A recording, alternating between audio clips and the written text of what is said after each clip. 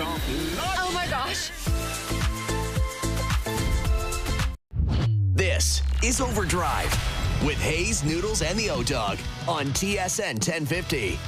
Yes, she's a 360 all the way around. Yeah, that's how she rolls. Can't believe I found her. Welcome aboard. Here we go. OverDrive on a Wednesday. Jim Taddy, Dave Feschuk from the Toronto Star, and Al's brother Mike DiStefano with you, guiding you through. OverDrive is brought to you by FanDuel, bringing you everything from the opening line to the final score. Coming up in terms of guests, Jason Demers from NHL Network at 4:20. Jose Bautista at 5:02 or 5:05. 5:30, David Naylor talking football. 6:05, Jack Armstrong, and then later on, Dallas Braden, 6:30, talking Major League Baseball. Great to have Bautista in the house with us tonight. Joey Bats. Yeah. I mean, obviously, I grew up in this era as a Blue Jays fan when he was just starting to arrive onto the scene. So it'll be great for me to have a chance to talk to one of my favorite Jays of all time. I mean, you talk about someone who meant so much to the city, and with what the Jays are doing right now in the midst of, this win streak, they've won 10 in a row and have a chance to extend it and tie Batista's 2015 team that had not one but two 11-game winning streaks. Yeah. It'd be really fun to get a chance to kind of pick his brain a little bit and get inside the head of a MLB player during a hot streak like this. Yeah, it's going to be great. I mean, the Blue Jays continue to roll. Although, maybe the Pope is praying in Rome because the White Sox, his beloved White Sox, have a slight edge over the Blue Jays right now. I can only assume it's some sort of religious intervention because the White Sox are terrible. But Blue Jays have a chance to sweep here, keep this thing going on the south side of Chicago today. So, man, it's exciting stuff. A clear sign the end is near when the White Sox have Vatican pull. Yeah, I mean, who knows? It hasn't helped yet, but No. just wait. Well, you look at this run that they've had since May 28th. They've lost, I think, only two series since then. One of them was against the White Sox, yeah, a few weeks ago. So it's funny. They can go out there, they could sweep the Yankees, they could beat the Red Sox, right? Have a good series against all these other teams, and somehow the team that seems to give them the most fits over this 7-8 week stretch has been the Chicago White Sox. It's befuddling. It's kind of strange, but a lot of weird stuff's going on. Yeah. I mean, Yeah, well, and it'd be great to talk to him about, because those two 11-game streaks they had, one was before the trade deadline in June and the other's after the load up in August. So, Yeah. I mean, basically two different teams, but they did it. yeah, that's something too. I remember hearing a story. I think it was actually from Alex Anthopoulos, who said when I made the trade for David Price and the report was out there, he had gotten a text from Bautista saying, "Is this legit?" And that was it. He was wondering if it was real. Said yes, and then I believe it was the response was a bleep yeah with 18 exclamation marks. There was the text exchange back from Jose. So might be fun to revisit that time in his life. Well, because that was the beauty of that era, and the beauty of that moment for Anthopoulos and the Blue Jays was, there've been previous, seasons where you knew that Bautista was, as you pointed out, his brother, he was hitting his prime. He'd kind of come out of nowhere, and he had, he was in the top 4 in MVP voting a couple of times. He had a 40 home run season, a 53 home run season. And there was always a push to add at the trade deadline, and a lot of times there was an underwhelming effort, at least perceived to be an underwhelming effort. And finally, in 2015, that changed. And yeah, Jose Bautista wasn't quite at the peak of his powers, but he still, he had a 40 home run year that year, and he led the AL in RBIs, in walks that year. Yeah. So he was still a very effective player. Still a 913 OPS. Yeah, he was pretty still solid. I just think that when you go back to that time, that's like a front office that was responsive to the fan base. You remember the one off season where they brought in all those pitchers. It was because the fan base had said, look, we want you to do something here. We haven't been in the playoffs for a number of years, and sort of the fan base demanded that, and they responded. And I think that could sort of slip into 2015 as well, that there was an air around in the stands that let's do something, and they did. Yeah, and we all know the famous story of Alex Anthopoulos getting called into Mark Shapiro's office in Mark Shapiro's early days as team president and being chastised for trading away so many assets in loading up in those years. But, that was tone deaf to the idea of what Toronto had gone through, watching this team underachieve for so many years especially in the memory of back-to-back World Series wins in 92, 93. Like, people forget that was the longest existing postseason drought in all of the North American sports at that time. The Blue Jays hadn't been to the postseason from 93 till 2015. My entire life 22 up until that years. point. I had never seen a playoff big game involving the Blue Jays until that moment. So it made a huge impression that. I was all in on that. And that's the beauty of Toronto sports is like if a team gets hot, it grabs the entire city. And a team like Toronto and even the Raptors, look back on the Raptors run, doesn't just grab the city, grabs the nation. Oh, absolutely. And it is all, like when the Blue Jays are playing, this city is so lively. And like the patios are packed every night down on King West, everyone watching what's going on, watching these games. I absolutely, this city craves success when it comes to their sports. Sure. And what's happening right now with the Blue Jays, the run that they're on, it is very reminiscent to 2015. And we look ahead to the trade deadline. Can they have as impactful as a deadline as they did back then? And I think, too, you mentioned Shapiro had an issue with Anthopoulos unloading the farm system back then. I wonder if things have changed now since he's gone through, what's he been here now, 10 years almost? Nine years, right? Like now he's been there for long enough where it's like, okay, maybe it's not this often that success comes around. And when we do have a chance, we do need to push the chips all in. And maybe he gets that the sign off to Atkins to kind of really push it all in this year and make that big bet. That's an excellent point. And I like your point about, it's your first experience that way in 2015. When you go back to original Blue Jay fans, it went from, in quick fashion, it went from, let's look at the team coming in because they weren't competitive, to 85 where it's like, okay. And from 85 on until those back-to-back World Series wins, this was, I almost want to say, an entitled fan base because they could feel it coming. Yeah, there was a nice build there. Yeah. And there was an expectation that in those days, the Blue Jays could outspend people, and they did outspend people in winning those back-to-back World Series. But this is kind of, there are some parallels to the 2015 situation because, 2015, I think, was unexpected to a large degree because 50 and 51 when Alex Anthopoulos decides to pull the trigger based on the fact that he felt the team was better than its record, and they felt that, it could be bolstered and could make a run, and he was right. They go all the way to the ALCS. But this one's unexpected in a different way, not because people hadn't had expectations for this group in the past, but because, it had been such an underwhelming start to the season. Well, it seemed like the window had closed.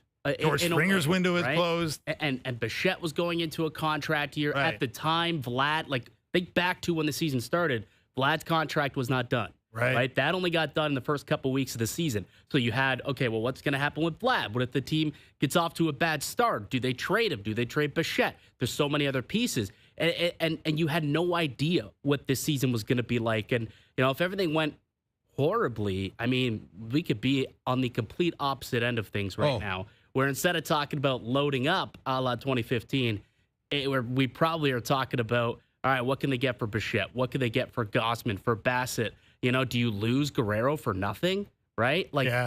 And I can't. They couldn't do that. No, obviously not. There's no way that this team possibly. Although you probably could have said that a couple of years ago about Mitch Marner, and he basically walked out the door for not a whole lot. But honestly, it's refreshing that they make the signing, they bring him in. They bet, okay, we still believe that our team is good enough. They made the signing on Alejandro Kirk. What a bet that was coming off of 2 down years for him. They still had belief. They made him the number 1 catcher. They let Danny Jansen walk. They didn't really replace him with a solid number 2. Heineman's been fine, but it's been Al Kirk 4 to 5 games, and he has been outstanding. So the bets that they've made, this front office has made, have really, really worked so far. And they've continued to dive into pitching and defense and free agency and through trade. And they always have belief that the bats will come through. And it's all kind of coming together right now. It's good to see. Well, one of the best transitions of all time, aside from what you just described there, is Bassett, who a year ago was giving you all the reasons why this couldn't work out. and today he's talking about he wants to pitch somehow to help out in the 3 games that lead into the All-Star break. Do we have that clip? He's talking about he wants to do anything to help this thing move along. Well, maybe we don't. We'll get to it later.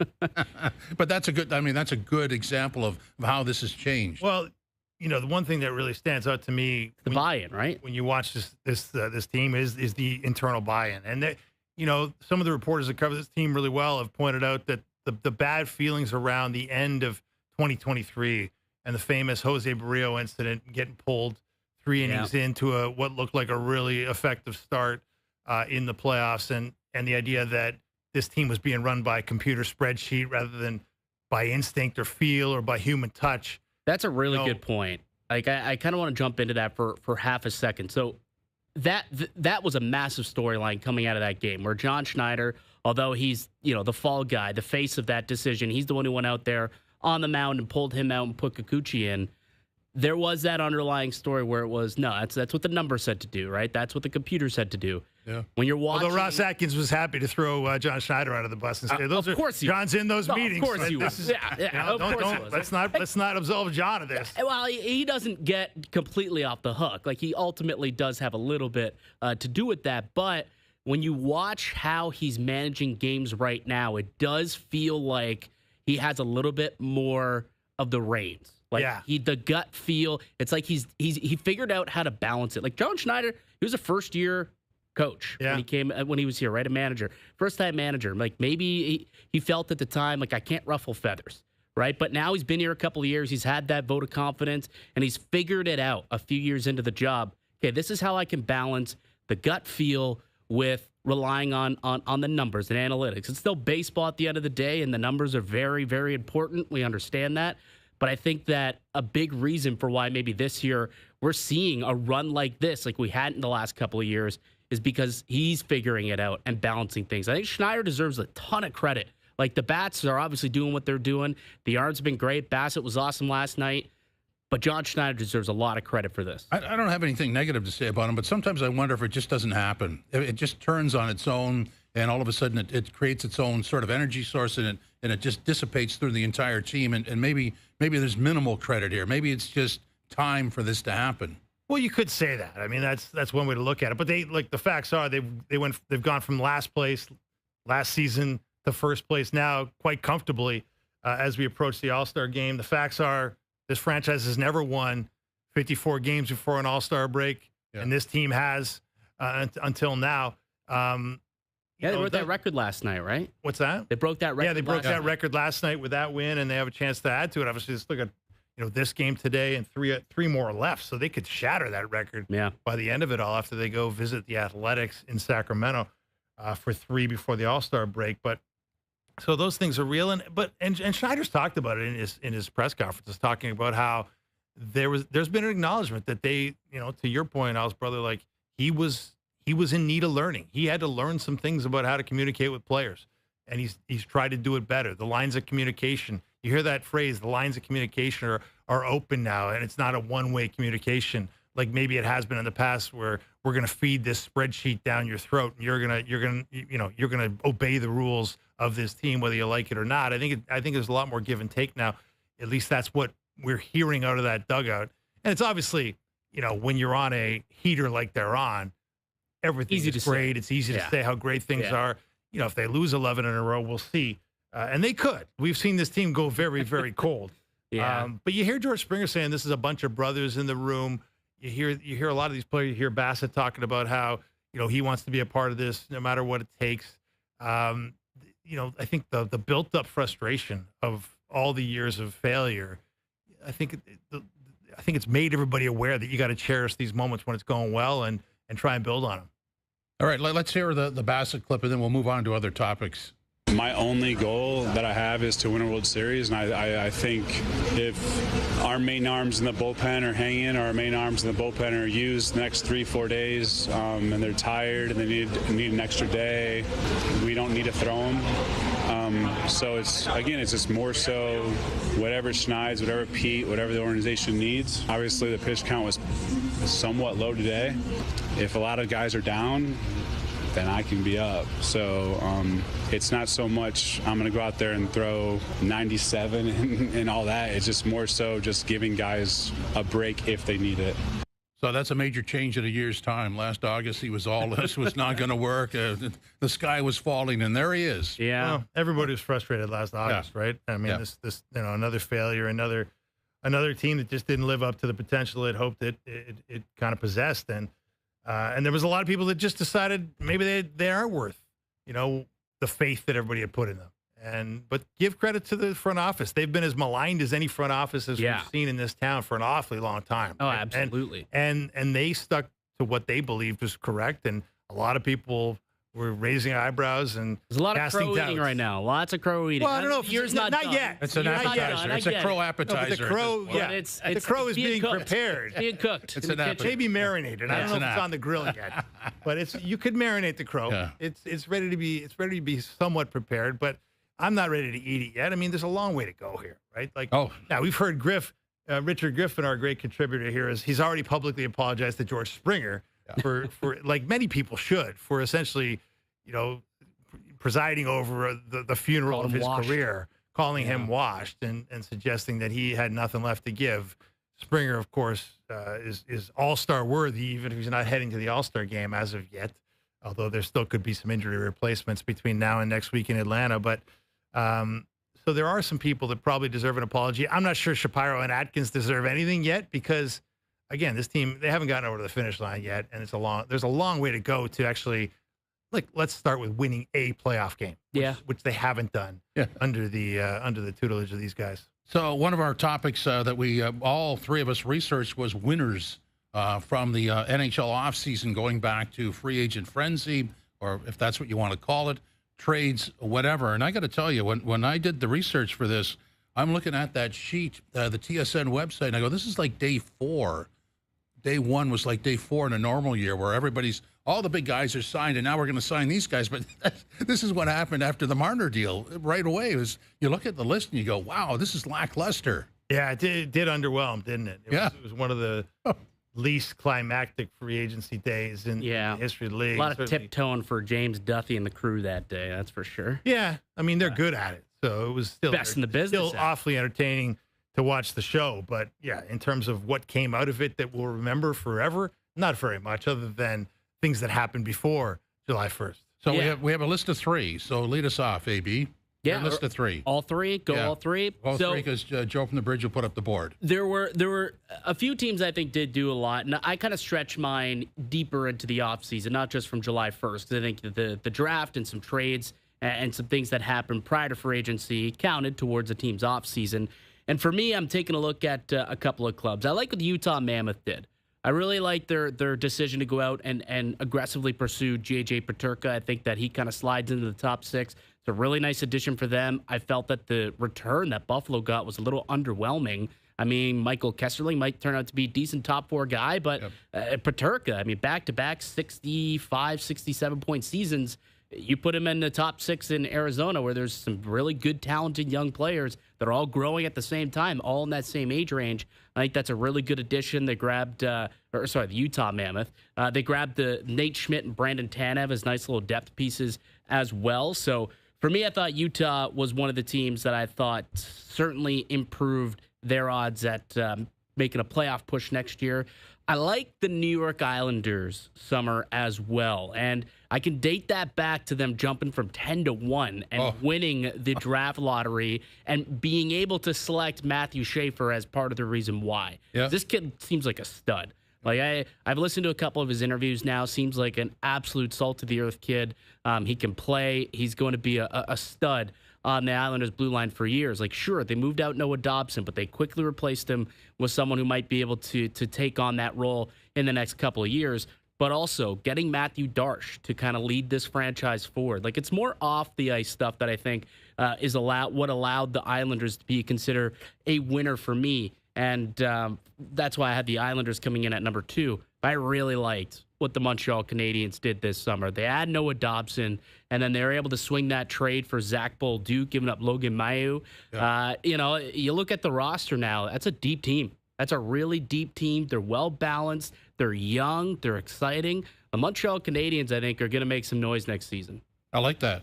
Dave, what do you Well, got? I'll say, just to your point about Matthew Schaefer, I don't know if the kid can play, but he can give an interview. He can talk. He can talk. Oh, he can play. I know. I know he can play. Yeah. We'll see it in the NHL. I mean, let's see it. I know what you're saying. Yeah. But He's a stud I at the definitely World know he can hold his own on a microphone. So, so definitely that's a great sign. Okay, my you want me to go here on my 3 NHL offseason winners? I'm going to start number 3. Since the trade deadline, the trade free agent frenzy show was maybe a little more sizzled than steak, I'm going to go a little off the board. I think the third best winner was the Elbow Room. Yeah. Now the most famous dive bar, hockey bar in the world, thanks to all the free publicity that the Florida Panthers bestowed on it this year and last year. What they did, in their Stanley Cup. They comped them like a $500,000 bill. Well, I believe that was another club, much classier club, a much more expensive club that could comp the Panthers allegedly, at least according to Matthew Tkachuk. Yeah. On that was the famous 11 in Miami Beach. Right. But the Elbow Room's not in Miami Beach. It's not South Beach. It's Fort Lauderdale Beach. It is not exactly the Ritz. Let's say it's gritty spot. Gritty spot. Kind of like this team, right? It's a gritty place that maybe they only accept cash at the Elbow Room, which can annoy people. But I think people are okay with it because it's not the kind of place you want to leave a paper trail. And so I thought of all the winners, there weren't a lot of other winners in this offseason, but the Elbow Room was there. Number 2 for me, guys, Trent Frederick. Okay, not to disparage the player, but when you've averaged 13 goals per 82 games in your career, 12 minutes of ice time is your career average, and you somehow convince the Edmonton Oilers to give you the maximum allowable term on your next contract at 8 years, times nearly $4 million, 4 times almost the NHL minimum. That's some good negotiating. You, Trent Frederick, are a winner. Not to say you're not a good player, but I think you definitely maxed out your potential as an earner on this deal. So way to go, Trent. Kind of like this year's version of Pierre Engvall, when you're like, what? 7 years? Yeah. Why did they do that? I'm not saying he's not good. I'm just saying, like, you can't get a role player that kills penalties and is really good 2 ways. Sometime on in the a next 3-year deal times $3 million. Right. Got to be an 8-year deal times almost 4. I don't get that one, but I'm sure the Oilers fans, and I'm sure Connor McDavid is extremely happy about it. And then my number 1 winner, guys, it's the Carolina Hurricanes. I think we all know that they had big ambitions. They had a lot of cap room. They swung big during the season on Mikko Rantanen. That didn't work out. We all knew that they were going to be swinging big on Mitch Marner if they ever had an opportunity. That obviously didn't work out. But what they got in the end, I mean, to get Nikolai Ehlers, to get Keandre Miller on the back end, even though we also heard that they had threatened an offer sheet on Evan Bouchard if the Oilers couldn't come to terms there. I think Eric Tulsky and the Carolina Hurricanes, I'm not sure they've done enough to make them any more of a threat to Florida as Eastern champions, because they got obliterated by the Panthers in a way that pretty much everybody did. I mean, the Leafs, went to 7, but of course we know 6-1, 6-1 in games 5 and 7. But I do think that, the Hurricanes did the best they could with the money they had, and not bad consolation prizes if you were aiming at Marner and Bouchard and you got Ehlers and Keandre Miller. That's a pretty good offseason. Yeah, I'd agree. I'm going to rip through mine. So my number 3 is the Habs and Dobson. And to your point about the Habs, I totally agree. The thing that really intrigues me about this hockey team is the young core leads the way. So many of these teams that are building, they've got good young core players, but they have to bring in a lot of veterans to help them find the way. And I'm not going to bury any other teams that do that, but there's 2 or 3 in the same division that have that issue, and the Habs do not. So I like that. My number 2 is Marner/Vegas, because I think they both got what they wanted. It's the best player clearly available. They got him.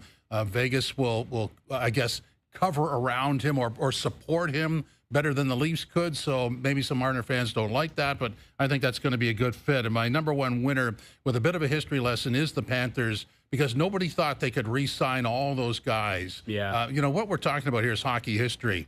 Just a quick rip through the hockey history. For the last 30 years, 2 in a row is the best anybody can do. You go into the 80s, you've got the Oilers 4 out of 5, 2, miss 1, and then 2. You've got the Islanders 4 straight. You got the Habs 4 straight. In the 60s, you got the Leafs 3 straight. In the 50s, you got the Habs 5 straight. And in the 40s, you got the Leafs 3 straight. And that is the whole hockey history of teams that have won more than 2 straight cups in a row. Right there, everything I just said. So that's what the Panthers are about to or would like to join. So this is historic. Yeah, it's not a long list, right? When you No. think about the historic dynasties, and now, given the constraints put on these teams, as much as everybody likes to, lean on the no state tax situation in Florida, there's a lot more to it than no state tax. Anytime you win, somebody that program. Being good helps. Well, anytime you win, somebody finds a torpedo, right?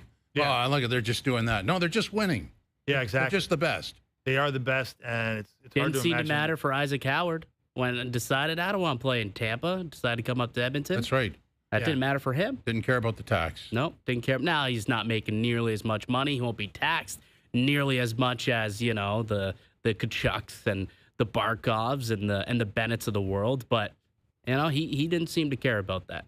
More hockey talk next. Jason Demers from the NHL Network. This is OverDrive on the OverDrive TSN YouTube channel, TSN 1050, TSN 2.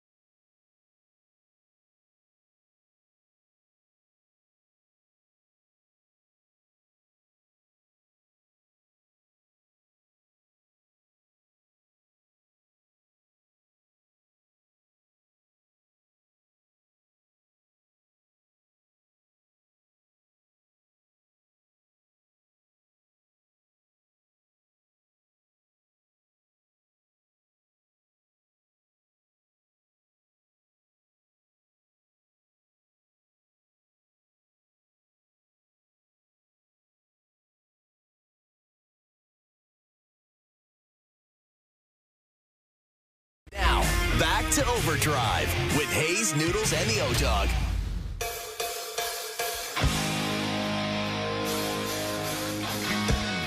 Overdrive, Jim Taddy, Dave Feschuk from the Toronto Star, and Al's brother Mike DiStefano with you. A reminder, top of the hour, Jose Bautista, former Blue Jay, will be with us talking about the Jays and baseball. Right now we're talking about hockey. Jason Demers is here, NHL Network analyst and host of the Unscripted podcast.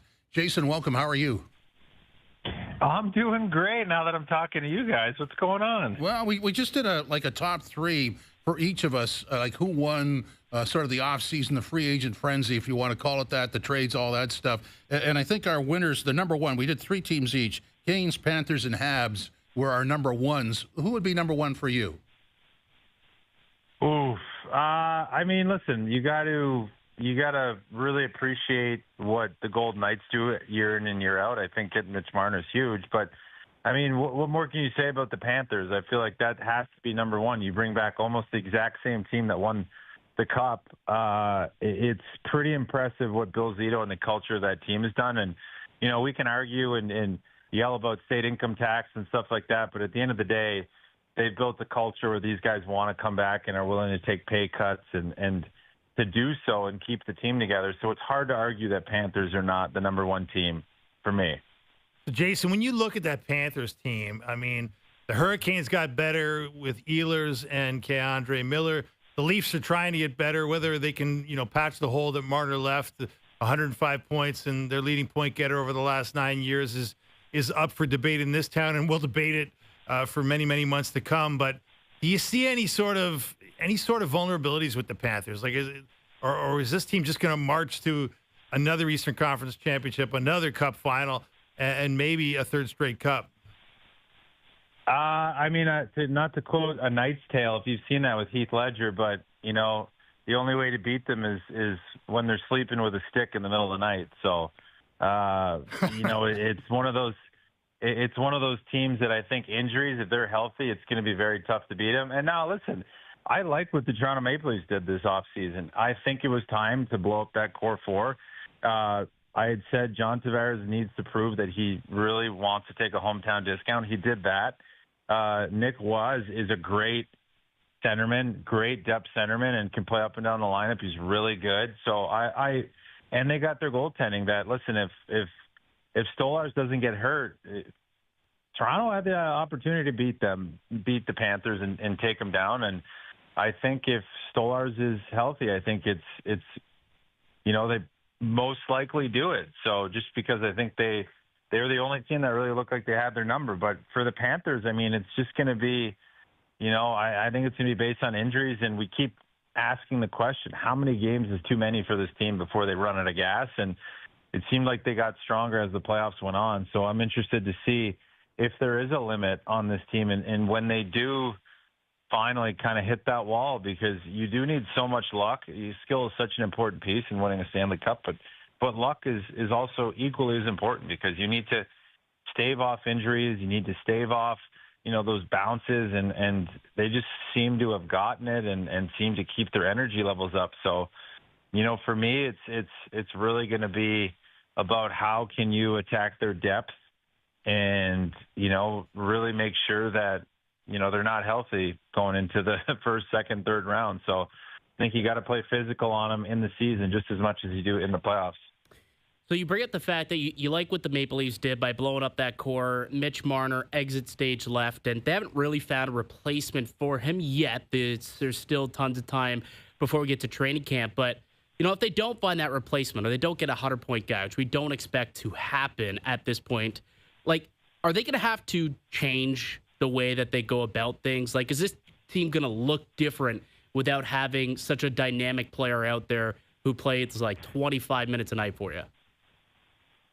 For sure. There's going to be an adjustment, and you're going to have guys that step up. But I do think that they have four solid lines, and I think that they have a really good D-core and goaltending. And you look at Craig Berube and the style he's implemented, they're just going to have to continue to get even tighter defensively and play that hard-nosed system. And I think guys will buy in. And, listen, you can win a cup without having 100-point goal scorers. It's been done. It's possible. And this is just a team that's going to have to figure out a way to kind of do that. And, I think, Tree has been really good and really active, and I could see them. I know they have enough right now to get themselves to at least the trade deadline or at least Christmas with, with a solid record. And I think from there you look at a team that might be looking to sell, and you can make a move and bolster your lineup kind of down the stretch. So I feel like that should be the way and the method that the Toronto Maple Leafs should be looking to implement this season. And I think it definitely is a possibility that it can work for sure. Yeah, I think there's a lot of optimism that they could find their way, but I think we always sort of end up as we started. Like, how do you deal with the Panthers? Because they break you down, they exploit things, they targeted Tanev and clearly Marner in that series, and I think everybody agrees that had they won Game 3, we'd be looking at this differently. The Leafs, but the Panthers story is you almost have to let it play out, don't you? Yeah, you do. And my funny thing with the Panthers is, I just feel like they get given a lot of free reign in the season, and no one plays them typically as hard as they do in the playoffs. And, the Panthers ramp it up come playoff time. And yes, they do play physical in the season, but not nearly as close to what they do in the playoffs. So I always wonder, with all the trash talking they've been doing, if I'm around the league and these guys are running all over South Florida, I would be playing them physical all season long, and especially not just Toronto, but every team in the league. If this is the team to beat, why would you wait till the playoffs? Why would you try to get, I say pound of flesh. I don't mean it in a literal sense, but you should be making it as difficult as possible for them in the season. I just don't feel, because the NHL season is so long, that teams try to do that, and they kind of play a different style. But it's like, if this is the team to beat come playoff time and they wear you down, well, try to wear them down in the season. So, and they're definitely going to have a target on their back because they are the team to beat. And until somebody does so, that will stick that way until, it finally happens. But yeah, I'm always shocked that teams give them a pass in the season as much as they do. Jason, the big news from yesterday was Gavin McKenna electing to go to the NCAA, foregoing what could have been a couple more, at least a draft year in the WHL. You played in the CHL and the Q for many years.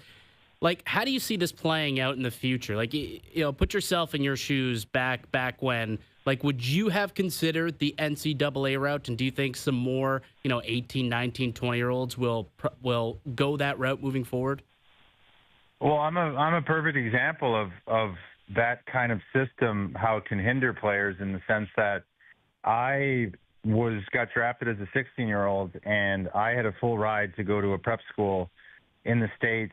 To then, my goal at that age and that time, for whatever reason, was to go play at Harvard as well and university. But, after you spend more than 2 days at training camp in junior, you lose a year of eligibility. So I went for the 2 days in Moncton with the Wildcats, and they kind of convinced me, and it was my choice ultimately, but they convinced me to stay to attempt to make the team, and then I lost a year of eligibility. So that kind of went out the window, and I feel like now you'll see more young kids starting in junior, which I think is great, and you might see kids leave at 18, 19 if they don't get drafted and go play maybe to D3, D2 school, and you might get some, 18, 19-year-olds come and play junior if they're kind of highly touted. And it's just one of those things. I think if it's done right and in the right way, I think it could benefit both leagues, and it's going to make junior major a little bit younger, and you're going to have these 19, 20-year-olds that will go play college. That will improve the skill and talent level at the university level, but it'll also make, I don't want to say a safer place in junior, but they've been trying to kind of reduce the injuries and reduce fighting in junior. Well, now you're going to have a really young league, and I think that can benefit the young guys that are playing, because they're going to be able to play with kids their age, and if they, the good players are able to grow, and I think it will ultimately help both leagues. It just has to be done the right way, and I think there could be a really good sharing of prospects between both the university, NCAA, and junior. So, for me, I would have probably, if I did not get drafted my 17-year-old year, if this was in place, I probably would have went and played in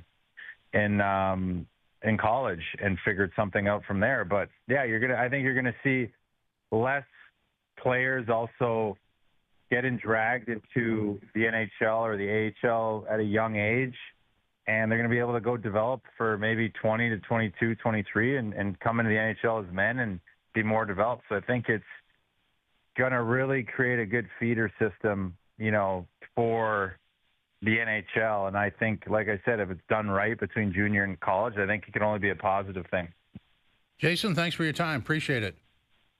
Hey, thanks, guys. Have a great one, all right? You too. Thank you. Jason Demers, NHL Network analyst, host of the Unscripted podcast. So what he's talking about there is going to take a number of years for the flow to find its because people are going to leave to go to the NCAA, but other people are going to come back in to the CHL. It's not a one-way street, is what I'm saying. No, it's player to player, opportunity to opportunity. But the bottom line is, look, we all know people follow the money, right? And absolutely. If there's real money available to star players in the NCAA, that's going to be something the CHL is going to have to contend with. Yeah. Well, the one league, too, that's not getting a lot of discussion right now, I think. Like, we talk about how's the CHL going to contend with the NCAA. I think, like, the contention is just you become a younger league, but the USHL is a league that I'd be concerned about more so. It was born basically because it was where people parked before they went to the NCAA. Right, because they were ineligible if they went to the CHL. Right. Well, now you can go to the Canadian Hockey League, and it's considered, the premier major junior league in the world. Now, like, do you see less guys in the USHL? Or that's maybe the league that I'd be kind of like, are we going to lose our Celebrini? Are we going to lose our 16, 17-year-old studs, the Matthew Nises of the world? That's where I'd be a little bit I think there was talk that the OHL would absorb a couple of those teams. They might, expand into the States. Yeah. I see that happen. Obviously the supply system's been altered, so somebody's got to pay the price. Yeah. Well, you got to be aggressive because it's a survival of the fittest situation here, right? Yeah, Law of the new jungle business model. applies, and if you're not eating, you are going to be eaten in this scenario. And look, man, these U.S. schools with their alumni base and their NIL, pods where they just collect money essentially to give out to athletes. You got deep pockets, and they love to eat. So let me just throw this out just off the top. You said the NIL money, which is big. Couldn't there be a CHL version of that? Well, we've always. Where's the money going to come from, though? I think that's from the CHL. Oh, they're charging some real prices. At some but you've got a handful of teams who are making a lot of money, but there's also a handful of teams that aren't. Oh, sure, yeah. No, I mean, for sure. But if you want to be competitive, you have to match, right? Well, you'd think. I mean, I don't know about matching, but you've got to. There's been a little wink, wink, nudge, nudge of that going on for a while, to be fair. Okay, but make it so it's accessible. I mean, you have to be competitive. Yeah. It can't be just, you can only get it here because you're done if you're not here. Yeah. Oh, I don't think there's any doubt that's going to be the next topic that has to be discussed is what are you paying these kids to keep them in the CHL? Look, I mean, I don't know what the financial situation of the Western Hockey League is, but they're losing something and losing Gavin McKenna, right? Absolutely. Now, could they match? I'm sure there'll be plenty of people that say, how could they be expected to match a $700,000 paycheck? That's the exception, though. Like that's the exception. Like I don't see anyone else getting anywhere near that type of money. Well, most of these NIL deals are going to be probably in like the tens of thousands of range, I would imagine. Which that could be. But it's like Carter Hutton said yesterday on the show. Is like, it doesn't have to be $700,000 US to make it attractive. If it's 10,000, if it's 100,000, like when you're coming from a situation where in the CHL you're making relative peanuts. To a situation where not only will you get an education at a recognized U.S. university, you're going to get the attraction of a shorter schedule with more time for physical development in the weight room. Matthew Nyes is a great advertisement for that. We talked about this, and then on top of that, you're going to come out with money in your bank account. I mean that hasn't been available to players. Yeah, all it has to be at least not above the table. Perhaps there's been some stuff under the table that we don't know about. Wink but and a hat. There's always been that suggestion that's gone on. Never confirmed. But the bottom line is, it's clearly going to have to become a competitive business on the financial side if they want to keep players like Gavin McKenna in the future. Yeah, just come up with your own version. It doesn't have to be the same, but if you don't have anything to match that, then you're kind of operating at a deficit. It just feels like they're going to have to just convert like a super U18 league. Essentially, is I think what it's going to come down to is they just try to attract the best 16, 17-year-olds, and then 18 if you're an earlier enough birthday. The thing with Gavin McKenna, too, is he's a late birthday. So most kids in this draft age, in their draft year, they're still in their 12th year of high school. So they're not at that age where they can go and play in the NCAA anyways. So a lot of the players you can still get at 18 playing in the NCAA. It's once you get to 19 and some of the overagers is really what you're worried about losing in the CHL. So let's go back to Gavin McKenna last night, and here's his explanation on choosing Penn State. Yeah, it was a super tough decision. Obviously, there's a lot of great options out there. But I think me, my family, and everyone who's a kind of part of my circle, we all decided the best spot for me next year will be Penn State University. I think Penn State is a great spot for me. I got to kind of get a taste of what it's like. Got to bring along my dad, and we both thought it was a great spot for me. I think it honestly just makes the jump easier. Going against older, heavier, stronger guys. I think it really prepares you. And, I think even in the locker room, hanging around older guys and being around more mature guys, I think that'll help me a lot. Well, another option never hurts, right? Hey, man, it's really attractive offer, isn't it? It but is. I mean, but the point being, Al's brother, I don't know if you could just seed the ground. If you're the CHL, do you really want guys in their NHL draft year heading away from your league? Like that's not good for business. Right? No, but I think a majority of the players, that could be wrong, but a majority of the players won't be eligible until their D+1 year. Like it's a good point. But if you're talking about the number McKenna one guy, yeah, and usually in one of those three leagues, if McKenna that was guy born plays 3 weeks there. later, right, he wouldn't be eligible to go to university. Well, this year. let's just go back. What if this was around for Connor Bedard? What would have happened there? Well, we'll never know. But that's the gate you're losing, and that's your point is the top end. Yeah, exactly. And nobody can afford to lose the top end on a regular basis. That's the bottom line. Like you're right. The majority is the majority, and there'll always be players in the CHL. They'll fill those teams without a problem. But stars are stars, and they're hard to come by. People that fill the net, fill the seats. People keep people on the edge of seats. Those are the kids that are hard to find. Those are the kids that become the buzzword names. And the NCAA is pulled off a great coup here by grabbing one right from under the CHL's nose. Yeah. We'll break, come back and play Yes Guy, No Guy. OverDrive continues live on YouTube, TSN 1050, TSN 2.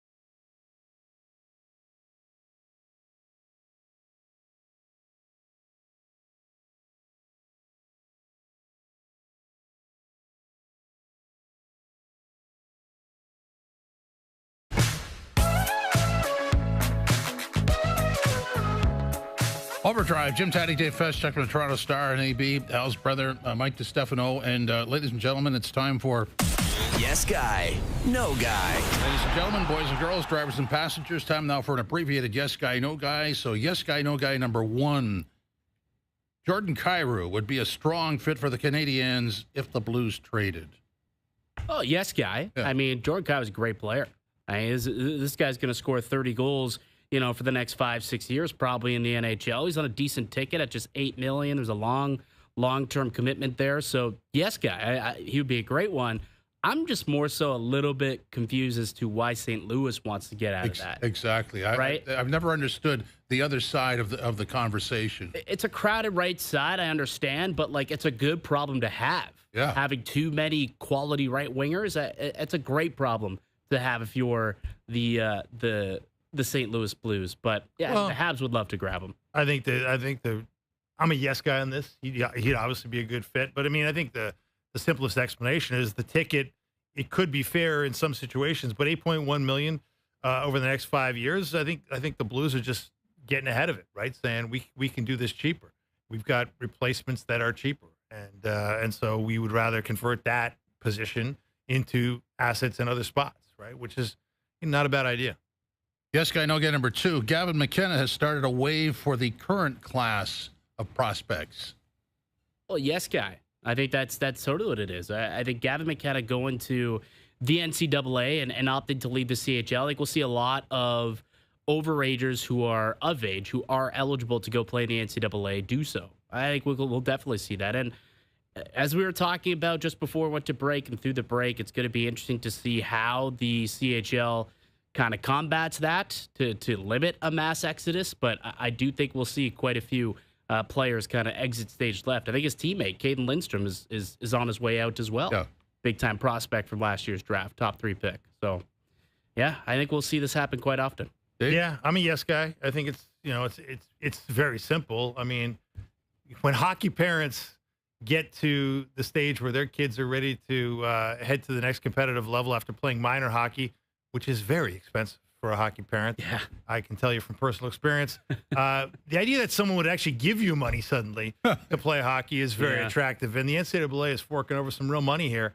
Obviously, maybe not all on the size of, Gavin McKenna's $700,000 payday, but, any amount of money that's in U.S. dollars and comes attached to an education that's guaranteed is going to be attractive for kids that had the CHL as another option. Yeah, in the money business, when it comes in, it's better than when it goes out. So I'm going to say, I agree. I'm going to say yes, guy. I think it's going to take a number of years to iron things out. So just as we're speaking, the Jays lost 2-1 in Chicago. So the streak is over. Oh, The Pope's prayers are answered.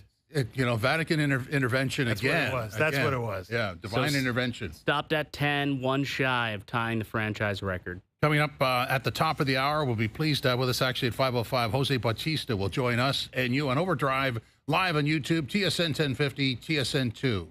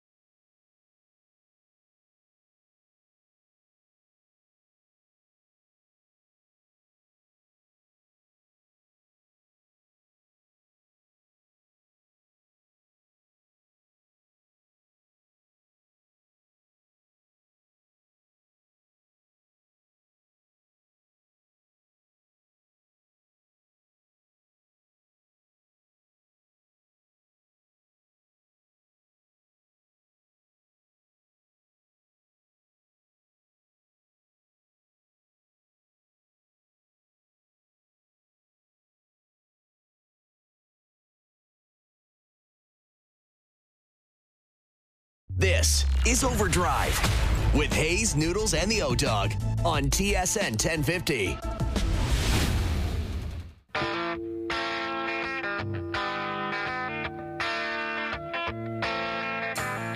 Hour number 2, Overdrive, TSN 1050, TSN 2, live on YouTube. Jim Taddy, Dave Feschuk from the Toronto Star, and Al's brother, Mike DiStefano, with you. Overdrive is brought to you by FanDuel, bringing you everything from the opening line to the final score. In mere minutes, Jose Bautista will stop by. Later on, Dave Naylor, and after that, Yes Guy, No Guy to round out the hour. So 2-1 was the loss in Chicago, and the Jays run comes in the top of the second. Heineman on a bunt single drives in a run. So there's one of those, I guess, concerns about the Jays that no longer exists, keeping the ball in play or getting it in play. And over the last week, a lot of bunt singles. Yeah, they can play a little small ball. They can play some big ball. It's been a nice mix for this team. Today, the small ball didn't really work. They didn't hit one out of the park. It was just one of those games. I think Keegan Matheson, our regular contributor, described it as an untidy one. Not a particularly great pitching performance by Eric Lauer as the starter, giving up 2 earned runs in 4 innings. Not terrible, but not the kind of stuff you're looking for against a bottom-feeding team like the White Sox. But hey, it's hard to hang it on the pitching when you score 1, and the Blue Jays scored 1.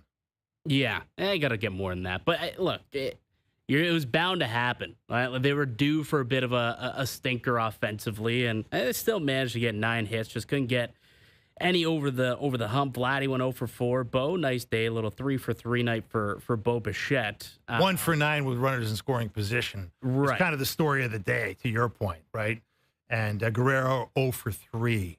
Vladdy 0 for 3 with runners in scoring position. Yeah, Vladdy had quite the base running gaff earlier today too, which was very interesting. That's part of the untidiness. Part of the untidiness.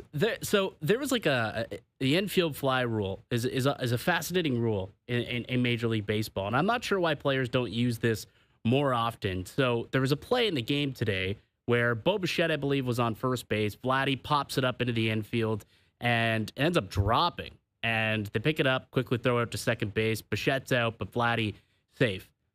Why don't teams use that method more often? If there's someone on first base who's got the legs, who's like a base stealer or has speed, and then the guy who is hitting does not, a la like an Alejandro Kirk, let's say, why not just purposely let that ball drop and get the speed runner out at second base, and then have first base someone who's not known for their legs? A nice trade. Yeah. To take the speed threat off. Yeah, you could definitely do it. I'm just curious why teams don't do that more often. Yeah, good question. I don't know. We'll have to get the guys with the spreadsheets in the Blue Jays front office to figure that one out, Al's brother. I'm sure there's a mathematical reason why that hasn't been exploited. Because if it was mathematically profitable for the teams, they'd probably be doing it. Yeah, I guess you'd get the automatic out by catching it, as opposed to risking throwing the ball into the outfield, trying to throw it to second. Maybe that there is that risk. I would think the risk of it not turning out that way. I guess that answered my question. I guess there's more risk. Isn't that fun when you answer your own question? Yeah, you think it through for half a second. You're like, what? Actually, that was a dumb thing to say. Less reward. Depends on who you're around. Enough reward. I don't know if I would admit it was a dumb thing to say. We're sort of watching the Vladdy base running gaff where they throw it away on attempting to pick him off on first base. He takes second quite skillfully and motors over to second, and he's safe at second, and then they throw the ball away again, so he tries to go to third, and he gets caught at third. Yeah. Well, he was only on first because of the infield fly situation. Right. Yeah. Exactly. That's a continuation of your play. Yeah. All the same kind of thing. Anyway, one of those days for the Blue Jays. They haven't had a lot of them lately. It's hard to imagine that this team actually had a cold day at the plate with runners in scoring position, but there it was. First 1 and 11, so they'll have to do it in the second half. Yeah, set the record, right? Well, no. Well, you mean for the next? For the longest streak. Yes, for 11 wins. They can add to the most wins before the All-Star game when they begin their series in the beautiful city of Sacramento on Friday against the Athletics. They're a much better team though than they've been in the past. There's some nice pieces. Like that Jacob Wilson kid is a stud. Like that young shortstop coming up. They got that Canadian outfielder. Was it Denzel Clark? Is it Denzel Oh, Clark? yeah, Clark. Always on Sports Center with a highlight-worthy Incredible. catch. He's been unbelievable. He's been a lot of fun to Let's watch. bring in our special guest now. Joining us in the Maple Toyota Hotline is Jose Bautista. Joey Bats. Jose, how are you? Hello, gentlemen. I'm doing great. How about yourself? Good. So just before we launch into all the questions about now and then, first of all, congratulations on your entrance into the Canadian Baseball Hall of Fame. And it's only been a month. How do you feel about that? Thank you very much. Yeah, I feel great. You know, it was a really exciting week. You know, we were busy, but we thoroughly enjoyed it, and going through all the celebration, all the activities, and the induction ceremony on Saturday in St. Mary's, lovely little town. I got to go for the first time, and just walking around the hall, seeing all the plaques, and knowing that my name and my plaque is going to be in that room with all the greats. It's just a great feeling. Makes you kind of look back and look at your impact within baseball to the Blue Jays, to the country, and a great feeling overall. So I'm very humbled and very happy. Jose, we kind of started the show by talking about how, inspired the Blue Jays the way that they've been playing. They're inspiring the fan base to think that this could be a year where they might be able to compete. And it's very reminiscent to the year that you guys had back in 2015. And I'm just curious, at what point in that season did you realize, hey, this could be a special year for us? Well, 15 was a little different because we didn't really get going up until after the deadline when we got David Price and a few other guys. We were kind of hovering at 500 and then just caught fire. So these guys are playing better earlier. So for us, it was that moment after – I think we won 11 in a row right after the deadline, and then we did it again down the stretch. So I can't pinpoint the date, but it was shortly after the deadline where we felt pretty good about, our team. Up to then, we were just doing okay, and then that shot in the arm at the deadline just kind of put us over the hump. But these guys have caught fire at the right time. There's a lot of people stepping up. The usual suspects doing what they do. George Springer getting back to who he really is. The pitching staff is definitely showing up every single night, giving them a chance, and Vladdy and Bo also leading the charge. So it's good to see some of the guys like Barger and others that may not have a household name just yet, but they're stepping up and making incredible contributions. So and that's what it takes, right? Everybody coming together and putting in a great effort and next man up every night, making something happen, try to get that win, and they're doing a pretty good job, and it's fun to watch. Jose, thinking back to the great teams you guys had in 2015 and 2016, there was a lot of talk that one of the strengths of those teams was the chemistry and the fact that it made you more than the sum of your parts, even though the parts were impressive on their own. There's been talk within this dugout. You hear George Springer talking about this team like they're a bunch of brothers.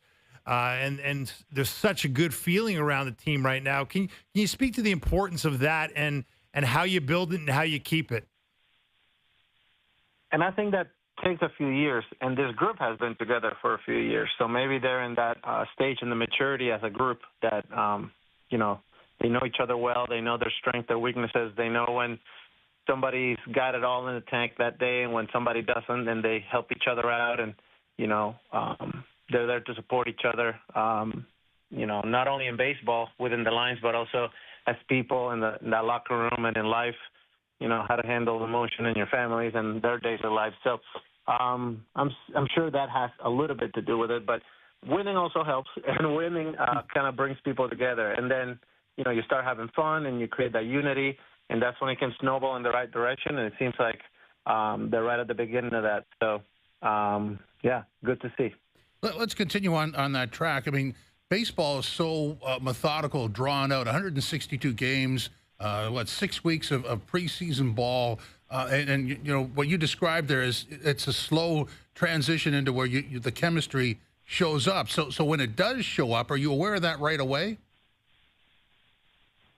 I can't say that you're necessarily aware, but you definitely feel when, competing becomes a little easier. There's not that underlying panic where if somebody doesn't get anything done, the next guy's got to do double.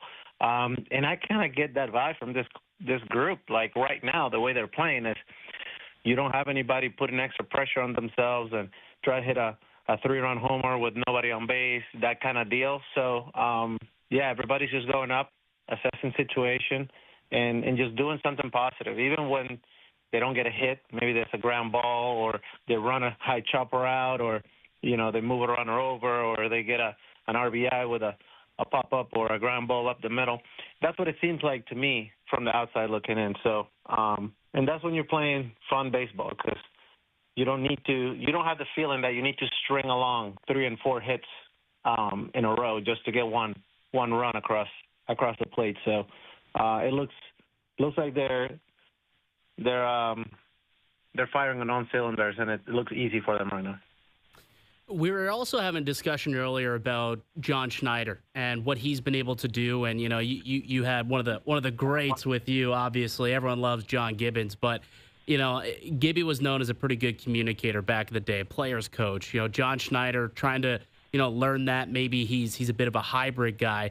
We were talking about maybe the importance of a line of communication from front office to the coach, the manager, you know, to the players, and maybe the leadership group being a part of relaying that message. Could you maybe speak to the importance of communication from manager to the leadership group and you know, how that can benefit a ball club?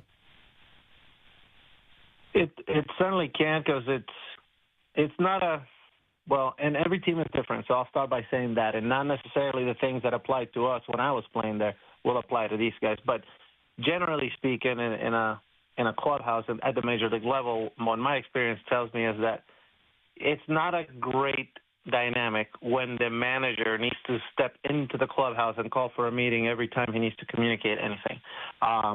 It's good when the players and the coach or manager know each other well enough that there's a lot of unspoken things that get understood. But it's also good that there's a relationship directly between the manager's office and a few of the team leaders, the players, that, you know, it takes 2 minutes to get a point across, and then, like you said, that message gets relayed to the rest of the group. Because the players need their space, need their freedom.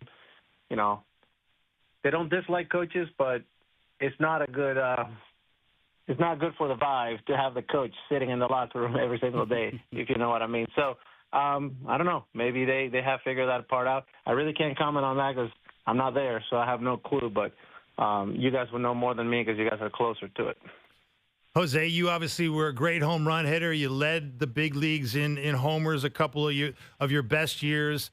I'm interested in your observations of the home run hitting or lack thereof from Vladdy Guerrero Jr. this year. I mean, he's hitting the ball hard. We all know that. You know, the exit velocity is there. He's getting on base an awful lot, you know, leading the team in walks, but he's only got 12 home runs, which probably is a little below expectation for him. When you look at him at the plate, what do you see on that front? I think he's doing great. For the most part, he's doing his job, hitting the ball hard, getting runs, driven in. To be quite frank, across the board, throughout the team, I don't see anybody kind of running away with the team leading homers. I don't even know who's leading right now. Maybe Springer, only 16, and I know it's Bo Springer, yeah. And Bo and Vladdy are around 12, 13. So I don't know. Maybe this humidor thing is doing some things to the balls in the AL East.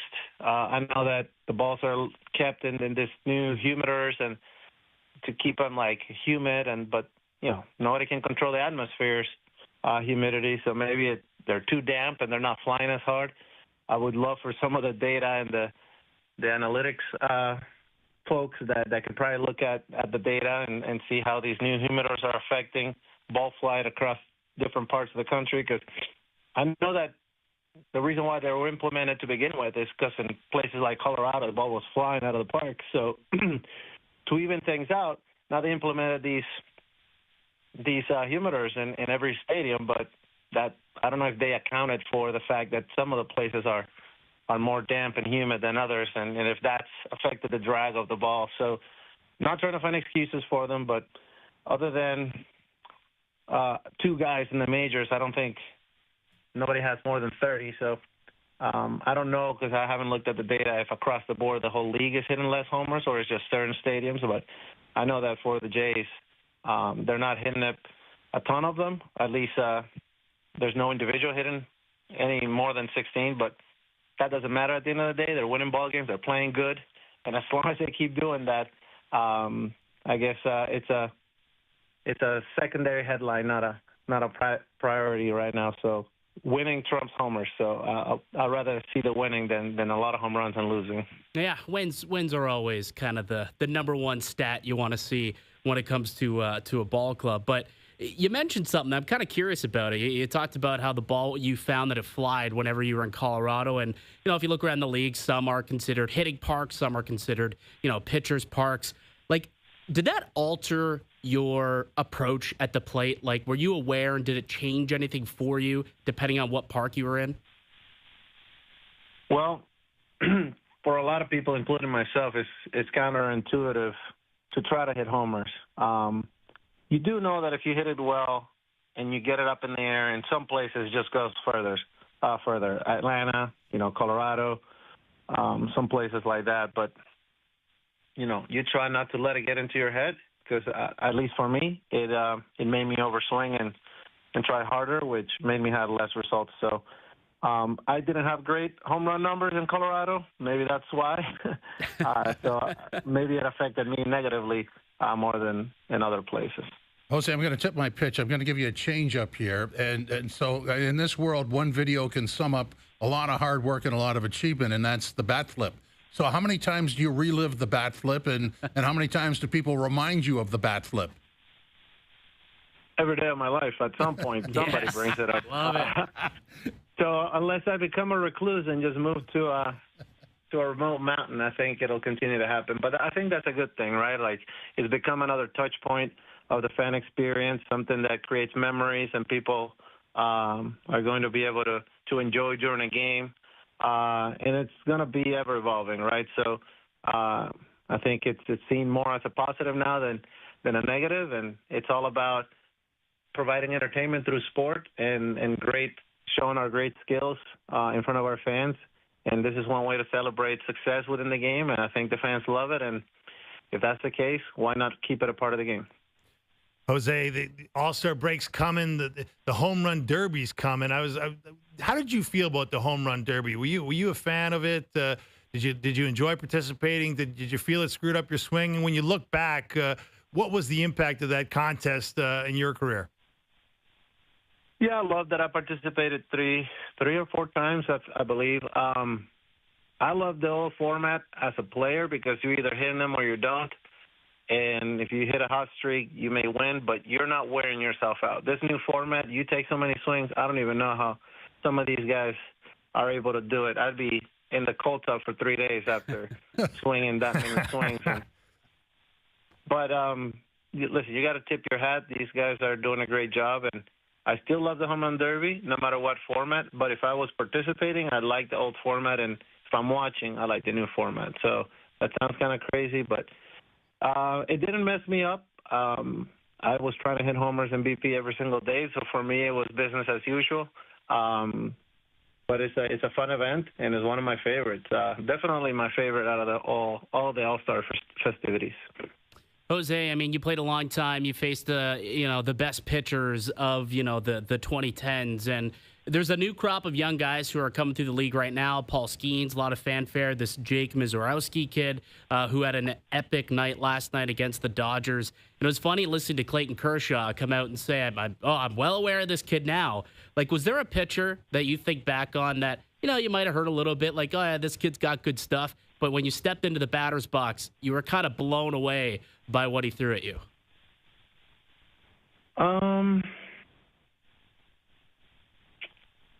I think I faced my last year. There was a kid on the Braves.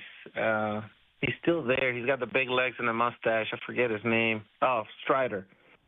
Yeah. I think I might have faced him once, and he was a rookie then. First year, maybe a September call-up or something. I think I was with the Phillies. I do remember, facing him, and his ball just moved a little different. it had a little extra zip, and I'm like, man, this is an uncomfortable at bat. I'm glad I don't have to do that much more often after this season, because I figured I was getting close to the end. But yeah, he's one of those guys that kind of stuck out to me as being pretty nasty. So. Yeah, what keeps you busy these days, Jose? What are your passions beyond playing, and what keeps you getting up in the morning? I'm plenty busy. First of all, I'm a dad of 4 girls, as most people know, and just keep me busy with that and their school and their sports and helping out around the house. But other than that, I got a bunch of different business ventures that I'm a part of, and one of the ones that gets me the most excited is a soccer team in the United Soccer League that I bought in Las Vegas almost 2 years ago, and that's going well. So just enjoying life, trying to stay physically active, and working out and exercising, and just being a full-time dad and doing a few things on the entrepreneurial side. Jose, we really all appreciated this. Thanks for your time, and all the best. My pleasure. And you guys know where to find me, so have fun and good luck with the rest of the show. Thank you. Jose Bautista, former Jays outfielder, Canadian Baseball Hall of Famer. Jose joined us on the Maple Toyota Hotline. Drive the built-in Canada, fuel-efficient, fun to drive. Toyota RAV4, gas or hybrid models available. Visit mapletoyota.com. Las Vegas Lights, right? Lights? Yeah, Las Vegas Lights of the NSL. Yeah. The bat flip is, like, for me, a great logo. It's there's 2 moments in my lifetime, at least, as a sports fan that will live in infamy. It's the bat flip and the golden goal. Like, those 2 are 1 and 2, and there's no one else on. Stiff Kawhi's 4 bouncer in Game 7 against the Sixers. Yeah, that's in there as well. Yeah. I'll put that in there as well. Yeah. I guess so. So that's 3. That when Nick Taylor's putter flip, 72-footer. I'm not a big golf guy, I guess. Like, I'm not saying that these aren't massive moments, but personally, those were my 2. Yeah. Where it's like, I remember where I was. I remember the celebration. I remember, like, everything about that moment in time, and the bat flip was just incredible. Well, I wish I was. Were you in the stadium for that? No, I wasn't. No, I was watching it. No. Oh, unbelievable.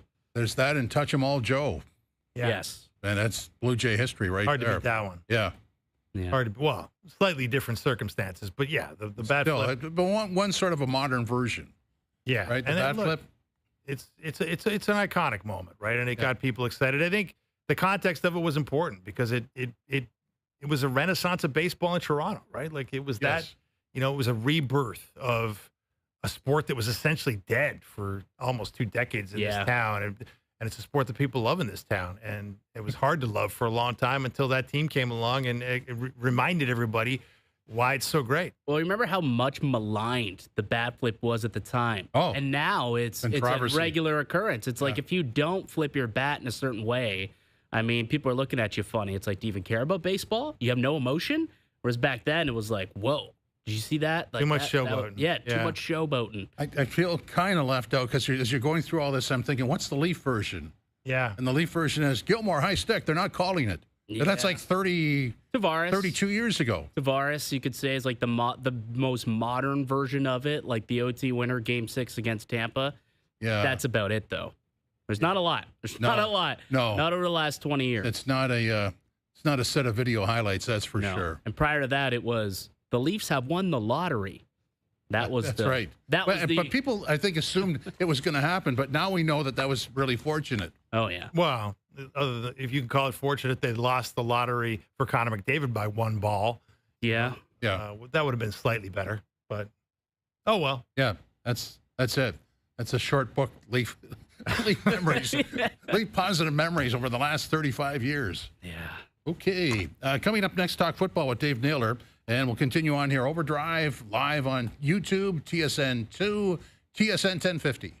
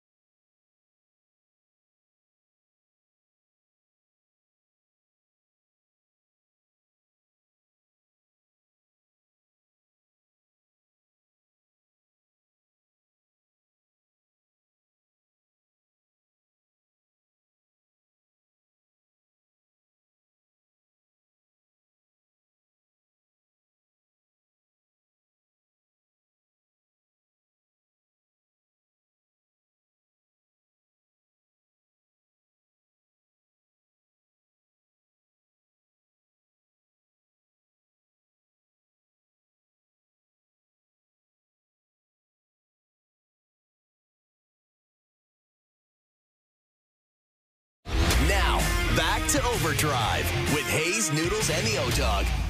Let's get down to business. Give you one more night to get this. Overdrive, Jim Taddy, Dave Festock from the Toronto Star, and Al's brother, Mike DiStefano, with you today. Coming up at the top of the next hour, what do we have at 6 o'clock? Jack Armstrong.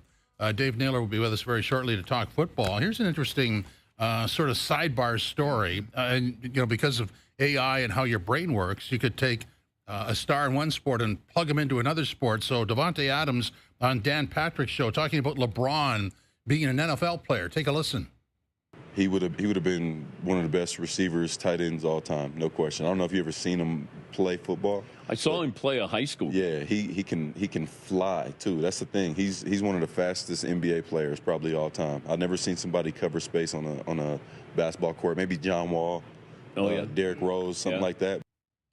Interesting premise, right?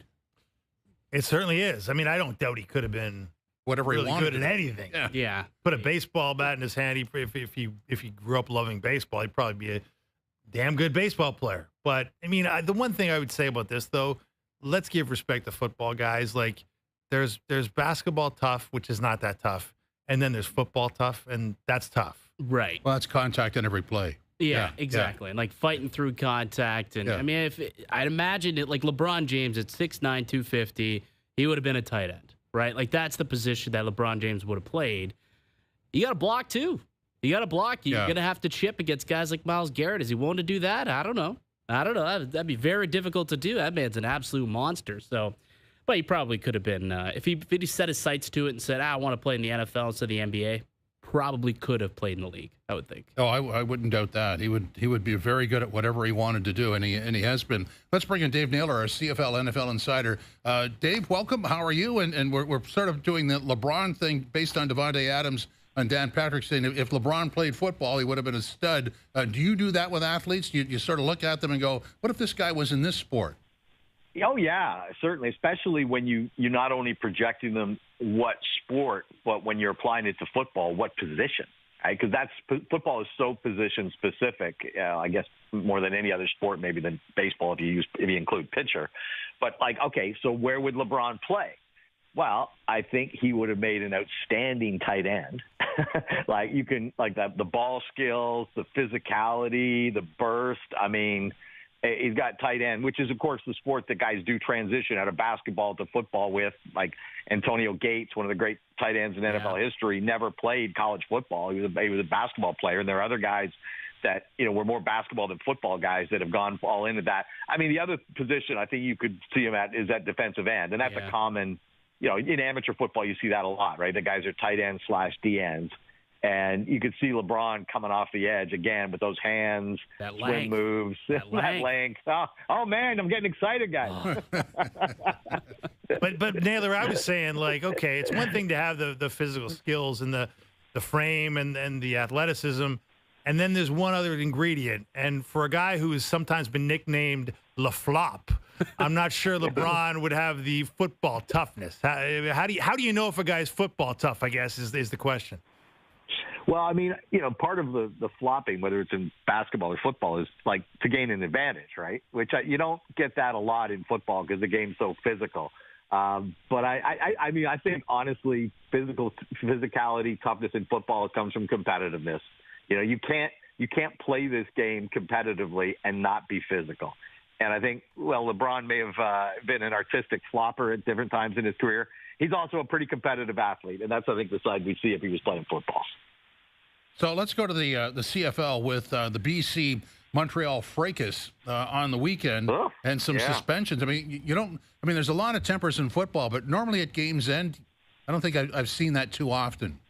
No, it looked like a junior hockey brawl or something is what it reminded me of, one of those kind of viral things that goes on. And again, right at the end of the game. And it is kind of amazing we don't see that more often in football when you think of, like, not only do you line up against the same team 60 times a game, but you often line up against the same guy. Like, football is a bunch of one-on-one matchups a lot of times. So, you know, a poke in the eye here, a shot in the ribs under the pile there gets remembered. And I guess the one thing that some people were surprised about is there's only one suspension in it all. And I think that somewhat reflects that, you know, I think sometimes when we talk about suspensions in football, we kind of go into sort of hockey speak, right? Give them a game, give them 2 games, 3 games. But you got to remember. I mean, there's the NHL's going to play 84 now. Oh, good, 84, not 82. And but I mean, in the CFL they're playing 18. So I think there is a hesitancy to suspend in football, just because you're taking paychecks away from guys, you're taking players off of rosters and those kinds of things. So, but it was, not something we see very often. And again, in that stadium, I know that Percival Molson Stadium very well. The locker rooms and the benches are really tight to the sidelines. And we have this weird thing that I don't know why this is in the CFL, that in the East, there's a lot of quirks of Canadian football. Sometime I'll write a list of them all, just all the weirdness of Canadian football that only exists in Canadian football. And one of them is this.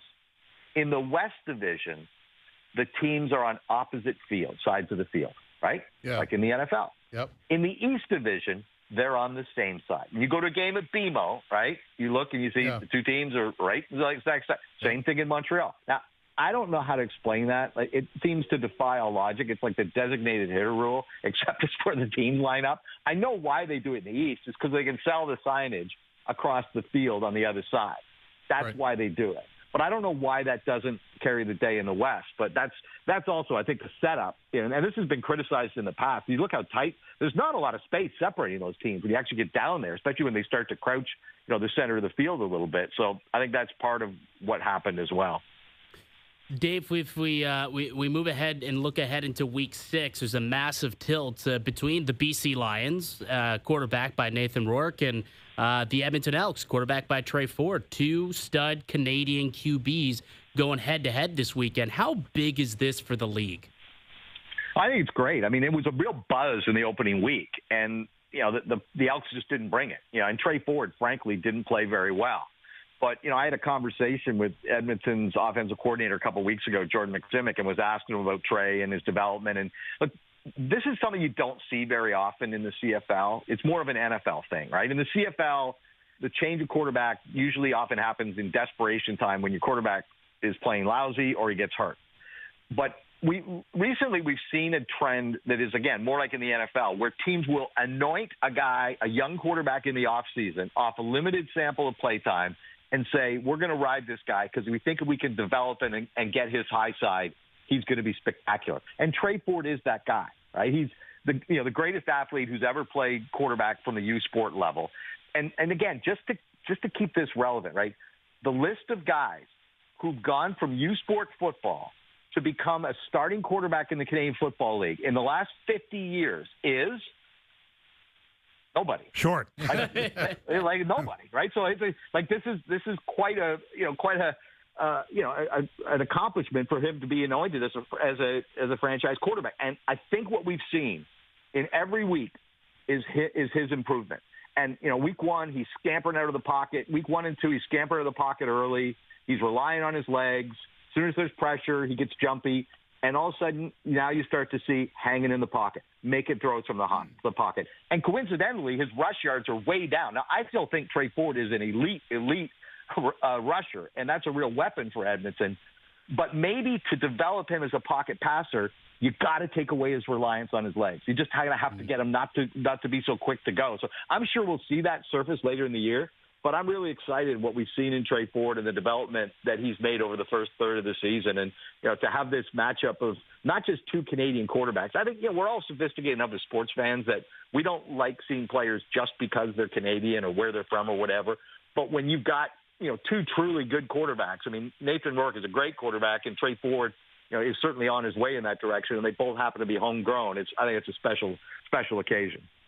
Naylor, you look at the progression out in Saskatchewan. I think 2023 they go 6-12. Last year they're 9-8, and now here we are heading into Week 6. They're the only undefeated team in the CFL at 4-0. They will host Calgary in the Friday night game. How good is this Saskatchewan team, and what are you looking for in that matchup? Yeah, I think they're really good. And this is, their second year under Corey Mace, their head coach, who was the defensive coordinator in Toronto, did so many good things. Somebody who is really, really highly respected in the game. It's always funny, guys, football is such a small world. I always have these things where I think of, like, the first time I ever spoke to somebody, and it's always in a different context of where they are now. The first time I ever spoke to Corey Mace was at a Buffalo Bills night practice at St. John Fisher College and training camp the year that the Bills had T.O. That's I remember, because he, of course, spent a number of years with the Bills before he came to play in the Canadian Football League. But, Corey Mace is I say, a highly respected guy by players, a really good defensive coach. And if you look at where this team is winning, it's the trenches, Dave. Like, they are best in the league at running the football, best in the league at stopping the run. I mean, and I don't care what league you're talking about. That's 1 and 1A to kind of establishing your presence. Then you look at things like sacks. They're near the top of the league in sacks. When you look at sacks given up, they're near the bottom. So they're clearly winning at the line of scrimmage. And A.J. Ouellette, who went to Saskatchewan on a pretty significant free agent deal a year ago and kind of, didn't have a great year when he was healthy and was injured much of it. He really transformed his body this offseason, kind of came in with a different, bit of a lighter build and a little more ability to bounce it outside and have a little more sort of explosiveness, and we're seeing that. So, yeah, I think this is a team that can take the ball away, they can stop the line of scrimmage, and Calgary's just a team that's surprising us. I mean, I think a lot of people looked at that roster at the start of the year and said, man, this is almost an expansion team, just in terms of the number of turnovers, particularly on defense. And yet right from week one, Dave Dickinson's got them playing very crisp, very, very sharp football, which is not what you tend to think of when you think of a roster that's been remade. But certainly Vernon Adams being there has put a big jolt into that team as well. He had a huge game last week in their upset win against Winnipeg. Dave, the Argos are 1-4. Have allowed 163 points. I know there's been a significant turnover on that roster. What's your level of concern? Oh, it's high. I mean, look, I think sometimes, Toronto's done that, particularly on the defensive side of the ball. They kind of have this mentality of, like, we can replace anyone.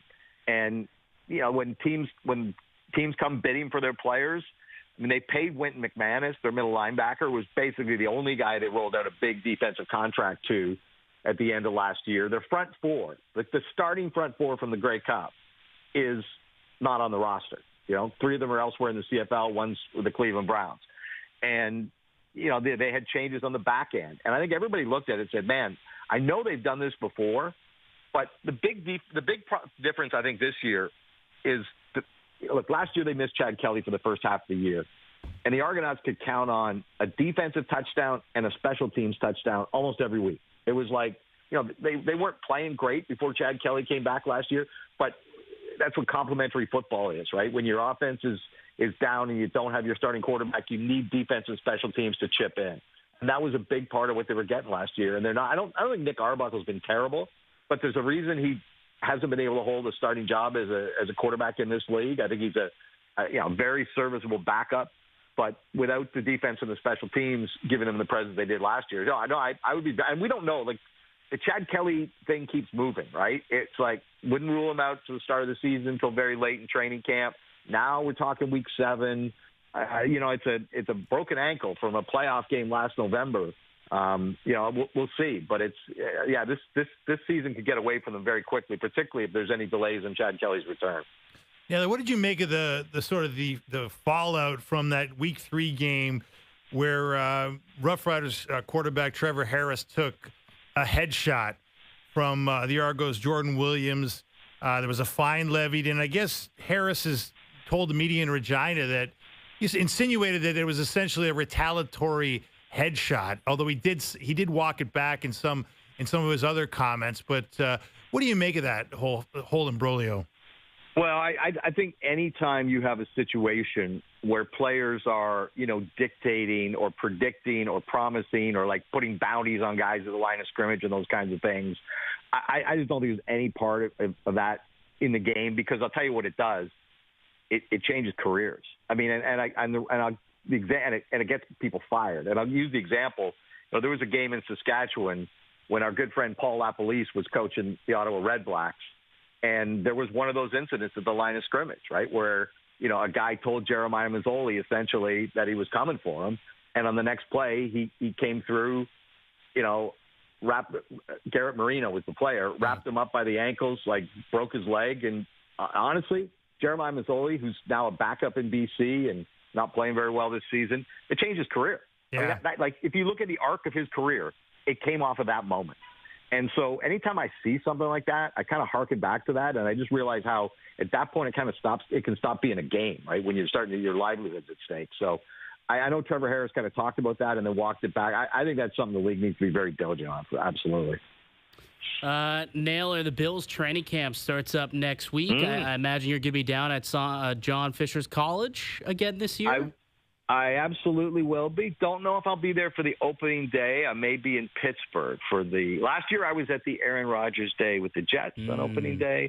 This year, it looks like I'll be Aaron Rodgers Day in Pittsburgh, and then I will shuffle off to lovely Pittsburgh, New York for the Bills camp. Yes. Yeah, there's more storylines going on in Pittsburgh right now. I think we can all agree that is the place you want to be. Pittsburgh. Yeah. Absolutely. Yeah. No. Look, I think. Yeah, the thing is in Pittsburgh is just everybody wants to see what that looks like. Like Aaron Rodgers as a Steeler, like an organization that bows to no one, right? That's been the Steelers' DNA throughout their history. To a guy who the last two teams he was on, demanded that everybody bow to him, and not just, in the culture, but in the actual who is on the roster, who's coaching, all those kinds of things. So it is unlikely partnering, and I think that's what fascinates us so much. And then the other part of it is, it's not like he's going to a garbage team. I mean, with the Jets, on paper, they look good because they've gone out and spent a bunch of money, and people say, oh, this is a Super Bowl ready team.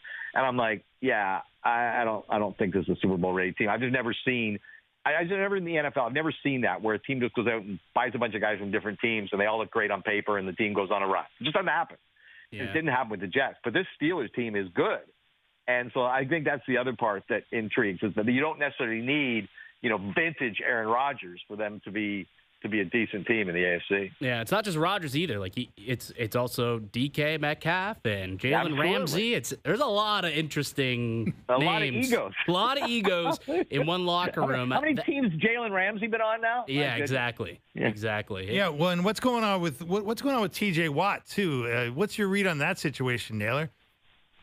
I honestly, not something I've been up to, so I can't give you an up and close on that one. But I mean, I think it's the kind of stuff that goes on at this time of year. This is kind of an interesting time for the NFL. Right? It's an absolute dead zone, right? The NFL has turned into a year-round business, but from about June the 13th till July the 23rd, it is dark. So anything that's rattling around kind of becomes a story.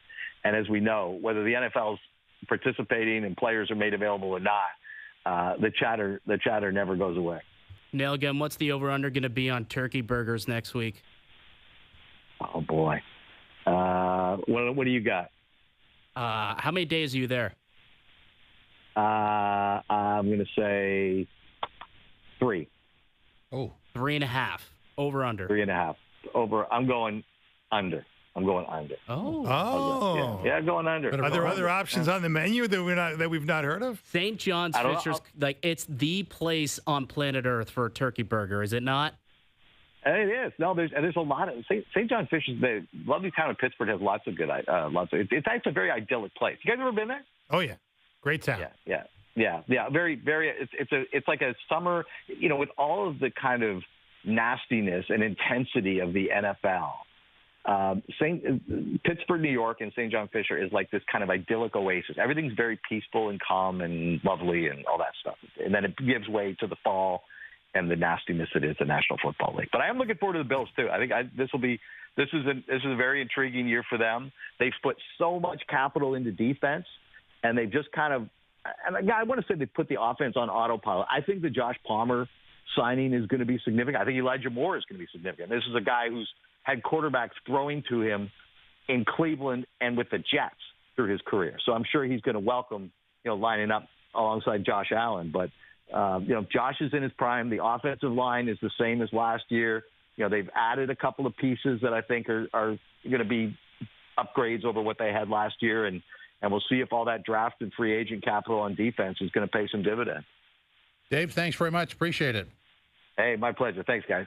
Dave Naylor, CFL NFL Insider, the turkey burger.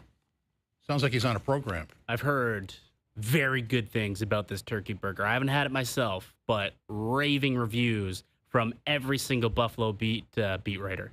So raving reviews. Okay. Yeah. You used a word, by the way, in that interview I had never heard in my life. I had to Google what it meant.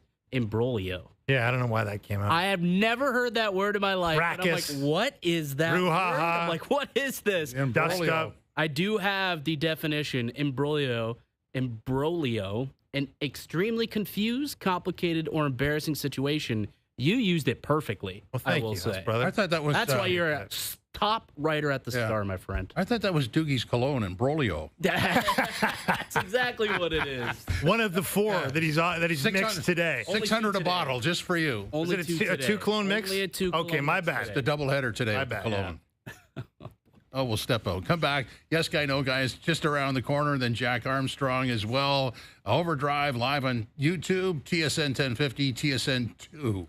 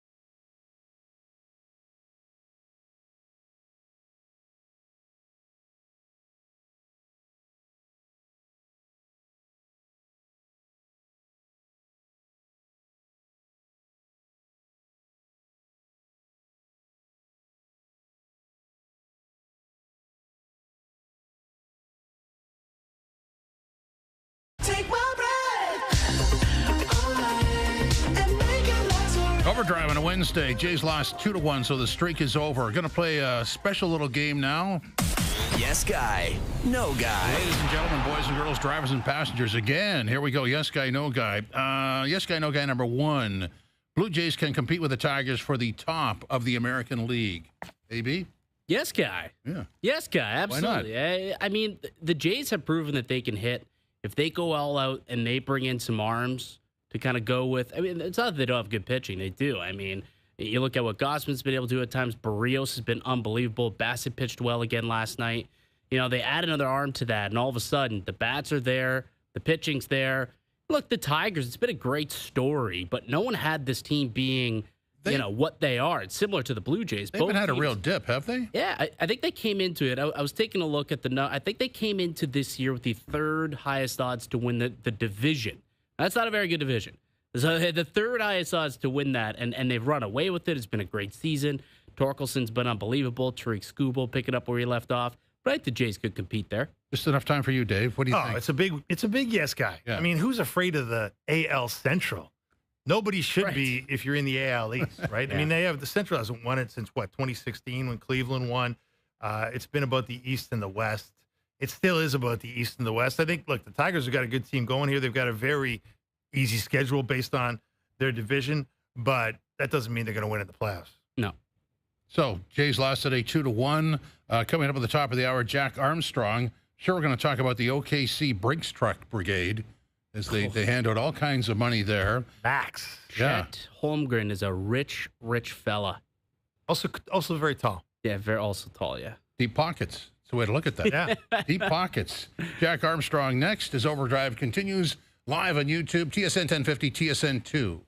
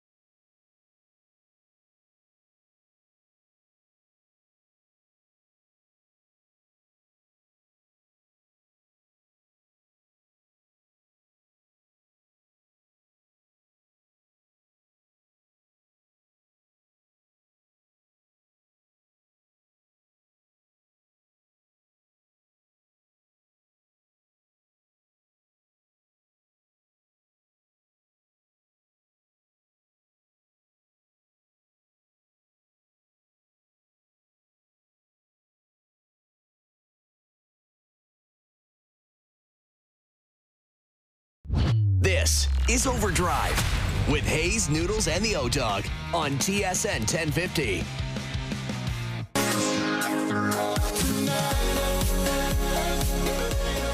OverDrive, hour number 3. Jim Taddy, Dave Feschuk from the Toronto Star, and Nell's brother, Mike DiStefano. So I guess, we'll get into the NBA very shortly. Do we want to do the golf fracas? The golf imbroglio? Yeah, the golf imbroglio. Nick Ternasky. Oh, that one. That's that was the pile something. driver. Yeah, that was something. I mean, I don't know. Are we playing the viz, the audio here? I think we have to play the visual. I mean, it's viral. Everybody's seen it. So can we show it? I guess. Yeah, just video. Okay, so we're not going to hear the expletives. That's probably for the best. Yeah, for all our sakes. I mean, clearly there's some sort of a discussion. I think it's about slow play, and it launches here. Yeah, Pretty vicious stuff. I don't understand why people go to a golf course and get to this point. No. And look, I don't know, it's tough to watch, realistically. Well, it's brutal. Like, this guy's taking right a couple of big shots to the noggin. So the man doing the punching, that is Nick Tarnasky. Yeah, right. A man who has participated in about 150 NHL fights by my count. That's a big league punch, I got to tell you. Very large man of fairly good boxing skill.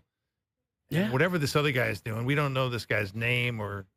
Just glad there's no alligators around. Obviously not in Florida.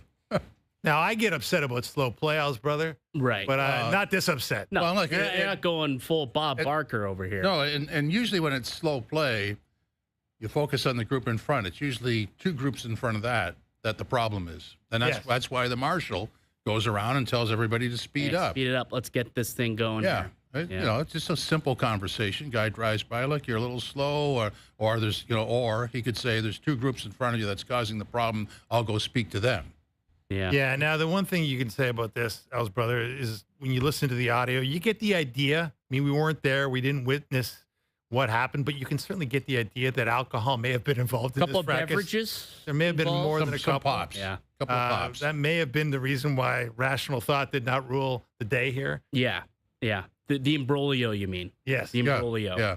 See, we've already overused the word since we discovered what it meant. It's already in. I mean, I told you during the break, you have to register that. Otherwise, gone. That's right. Well, Mr. Yes Guy, I appreciate the legal advice. Gone. It would be nice to have intellectual property since I don't have intellect. So I'll think about it. That's one of the perks. I had a question for you, Dave, specifically. I think that you very qualified to answer this question. I was listening to Matty Cause earlier today on gameplay, did his opening thought, and he was praising Shai Gilgeous-Alexander and saying basically this might have been the greatest season out of anybody in 2024-25. Like, he was the athlete of the year, you could argue. Everything he had won, he could be athlete of the year. And I threw out a name to him, and it's a little bit unfair because you got to go back to the start of last season as well. But like Scotty Scheffler, I think, is someone who might be able to compete there. Yeah. Like that guy, what he did more so last year, like we're only halfway through the golf season this season, but like if you take it back to the start of last year and halfway through this year, I mean, that guy definitely has the accolades to match up to a Shea, doesn't he? 7 wins last year, won the Masters, won the PGA. If you kind of go like the hybrid year, like not the calendar year. Yeah, like 24, 25. His competitive season. Year, yeah. No, if you kind of extrapolate that, for sure, he's in that realm where he was getting compared to Tiger Woods, basically, right? Saying like we haven't seen this level of dominance in this sport since the days of Tiger Woods. He's not as dominant as Tiger was at Tiger's peak, but he has been awfully dominant. Well, that's similar to like you look at a lot of the records that like Shea was encroaching on or breaking. What was the name that we constantly were looking at? Michael Jordan. Yeah. A lot of those records, right? He kind of has a similar throwback style of play as Michael Jordan. So I thought it was an interesting parallel when you look at, Scheffler. He's like, not that he is the modern day Woods, but it's like, man, there's a guy right now in that sport that is dominant above the rest. And then you look at Shea, and he was kind of doing the same thing this year. Jokic, I suppose, is in that realm, but as a golfer, winning everything. Yeah, but I always say with Tiger just elevated every part of the game. Not just the competition. Wow. The business model. The paychecks. Sure. Yeah. Yeah, for sure. Redid the whole business And actually, it's an interesting comparison because neither, like, Scheffler's not Tiger, and we all know we're not saying Shea is Michael Jordan. Yeah, he's not Michael Jordan. He's not even close.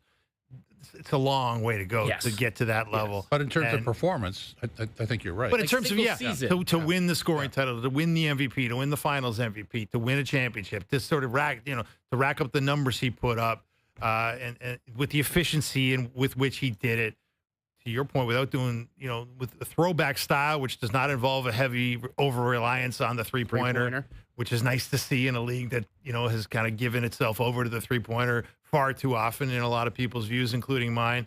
For all those reasons, it's just an incredible year, and you want to see more of it. You'd love to see another Tiger, a guy who could redo a business model, drive technology forward, and obliterate the record book.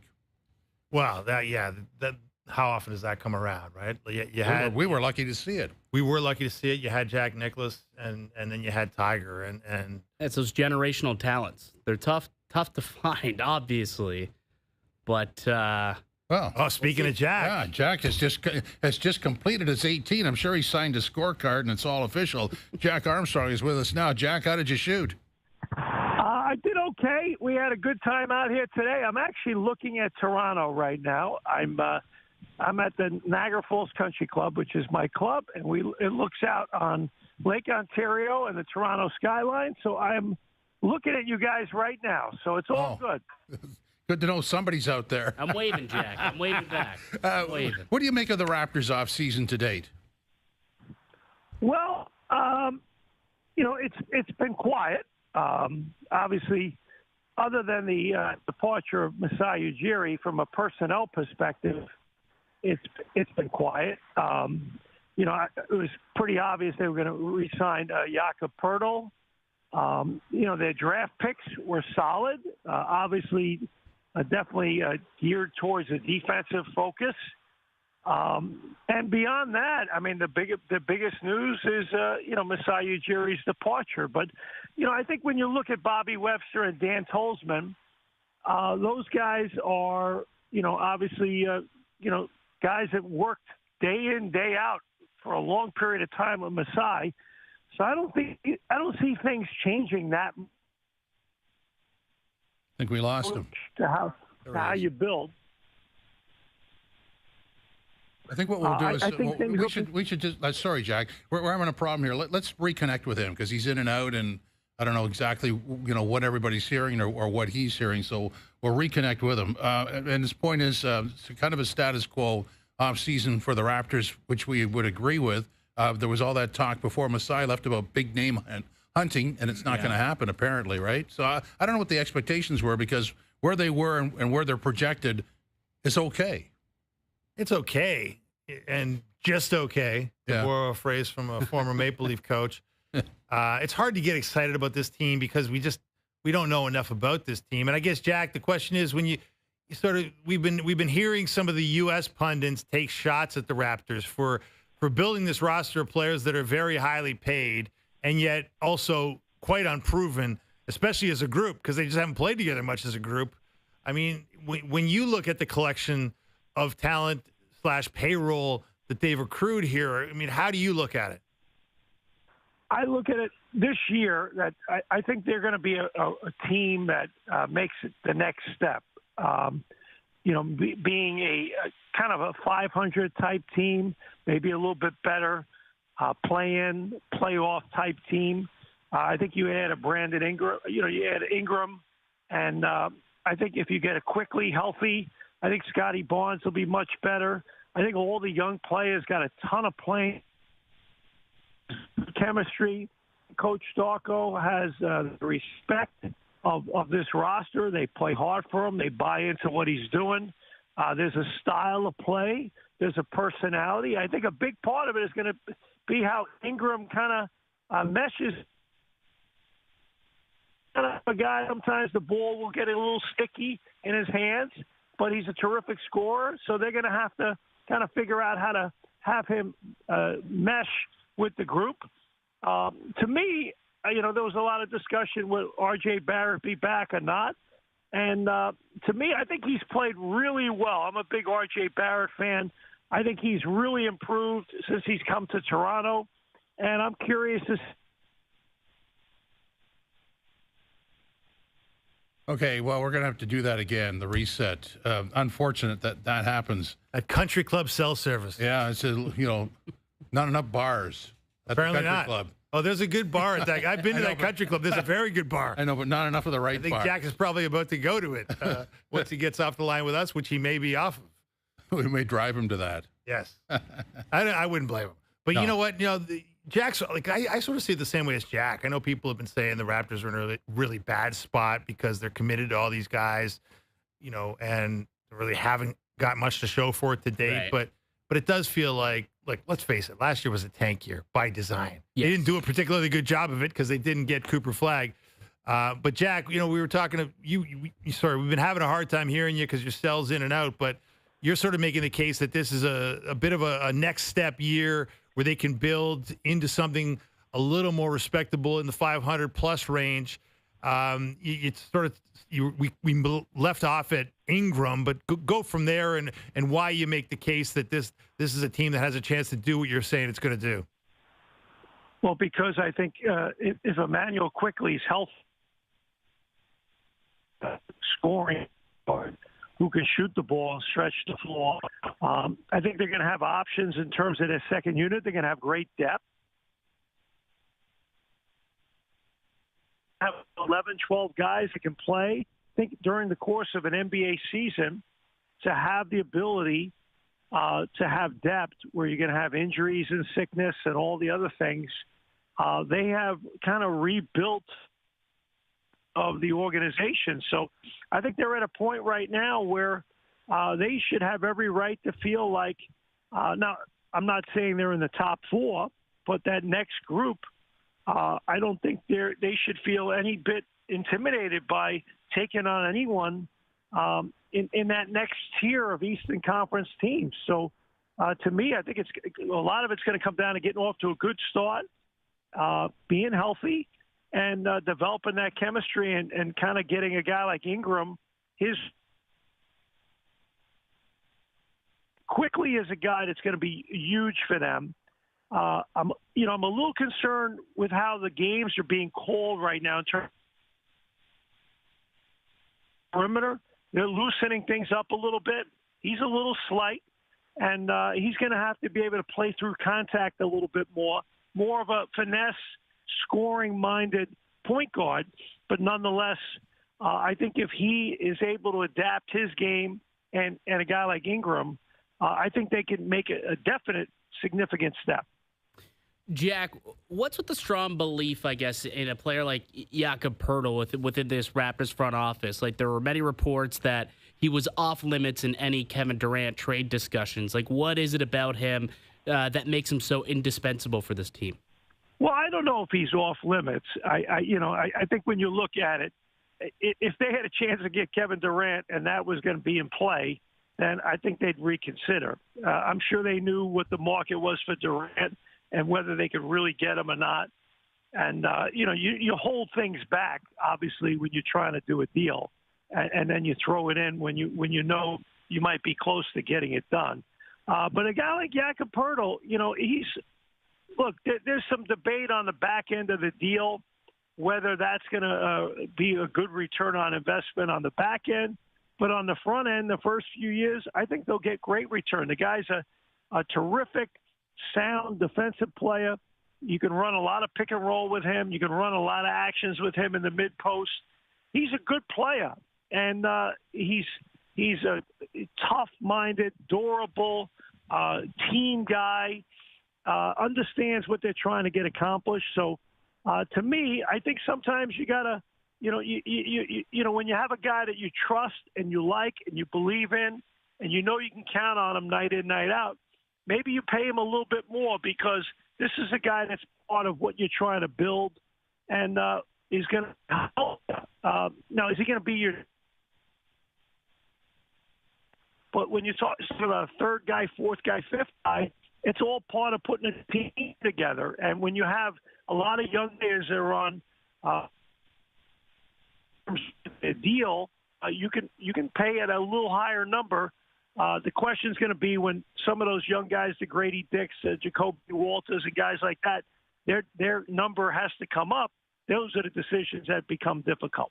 So, Jack, in doing the games last year, we were all thrilled. Everybody had to step up in terms of the young players, and a lot of them, I'm not going to say were overplayed, but were elevated to a level that we found out they could actually handle. But now comes the tricky part, is you have to sort of back them down and cut their minutes down and get a little more specific about what you need out of the young players like Grady Dick and Walter. And I can just go, there's about 5 or 6 of these guys. How tricky is that?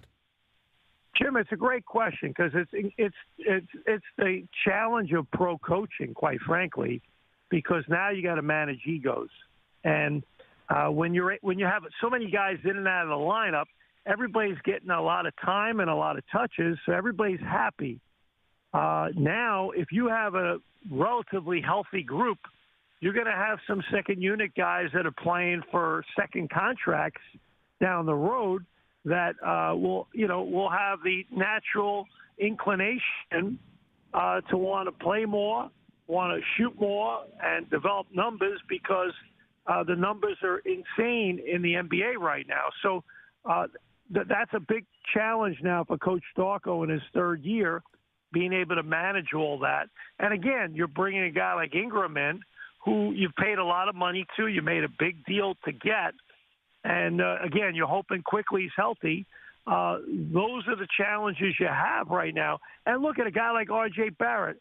Where do his shots come from? What role does he have? Is he better suited maybe coming off the bench a little bit? Or, who's your starting 5? Is it your best 5 or your 5 best? And that's always a challenge in terms of trying to figure that out. But to me, I think their talent base has gotten better. The question's going to be, does it all come together? Jack, the Maple Leaf Sports Entertainment folks have hired a search firm, CAA's executive search, to go out there and look for the next Raptors president, the successor to Masai Ujiri. You'd be my choice, just so we're clear, Jack. You'd be my guy if I was heading this search. But and I'm sure you're probably be very interested in that job, but you got a great one as it is. But if it's not you, Jack, any idea of who they may tab or who they should tab to take over the reins from Masai? Well, Dave, thank you for the kind comments. Nobody's come to me about it, and I'm very happy doing what I'm doing. But the check's in the mail, Dave. Thank you so much for that kind commentary. I'm very happy doing what I'm doing. In my opinion, you want to, if you're gonna go outside, if you're not going to promote Bobby Webster, the president, and Dan Tolzman, the GM, if you're going to do that, that's great. If you're not, then I would say that you want to get somebody that has a kind of a little different worldview in terms of how you build a team and how things are. I think we've seen a lot of success in our business of late where you have a guy that's been an agent that's been able to kind of, because Toronto, it's all about not only recruitment, it's retention and referral. So to me, I think that's a big part of it. You look at the success that a number of guys have had in that role, big picture oriented. Or do you bring in someone, that's a former executive, a GM, or someone that has run the whole operation. And again, what's the commitment? What's the dollar figure? What's the term? All those things come into play. And it's interesting. You look at what's happened with the Leafs. They're not going to do a president. They're going to stick with basically replacing Shanahan and just going with a GM coach format. So it's a little different. But to me, I think if you're going to go that way, I think you have to look and say, okay, I've had the same people here for a long time. Maybe I need to get somebody in here that looks at things a little differently. And if you're not going to do that, then you might as well just promote Bobby Webster, the president, and have Dan Tolzman as your GM. So I think those are the choices right now for Keith Pelly. And again, when you look at search firms, all they're doing is they're vetting candidates and then presenting a few different options to your board, and then those are the people that have to make the decisions because they have to be the sports experts, not your search firm. The search firm only presents people. You have to do all the rest of it. Jack, I like what you said there. I mean, clearly, under one aspect, if you promote Bobby Webster, you're maintaining, and if you bring somebody else in, it's fresh eyes and a different look, and maybe there's a lot of transition that follows. I guess the ultimate question that comes out of this is because Masai was so present, almost as a front office type, a really good sort of face of the franchise. You don't normally get that. How do you follow that up for an encore? What is the right way to go? Well, Masai did an amazing job when you look at the big picture, and I think that's he'll be celebrated. When you look at what happened with the Toronto Blue Jays and their top executives winning a title in '92 and '93, and how they've been celebrated. I think you'll see that down the road as well for Masai, deservedly so. If you've made a decision to make a change, then to stay status quo for 1 year and maybe go from there. Okay, that's understandable. And if you're going to bring someone in with fresh eyes, fresh ideas, and then an evaluation of the entire thing, that's something that's interesting too. But obviously at MLSE, you no longer have Brendan Shanahan, and Masai Ujiri. Yet with the Blue Jays, you have Mr. Shapiro, who is still the president. So a lot's going to come down to the comfort level with how many tiers you want in leadership and how many voices you want and who that voice is that's going to have access to the new ownership group. It's no longer a three-headed monster where you're talking to Bell and Larry Tannenbaum and Mr. Rogers. Basically, it's going to come down to that person answering directly to Mr. Rogers and Keith Pelly in terms of how they want to go about it. So I think a lot of it's going to be come down to the comfort level of how they want to structure it and what the term is for all these people.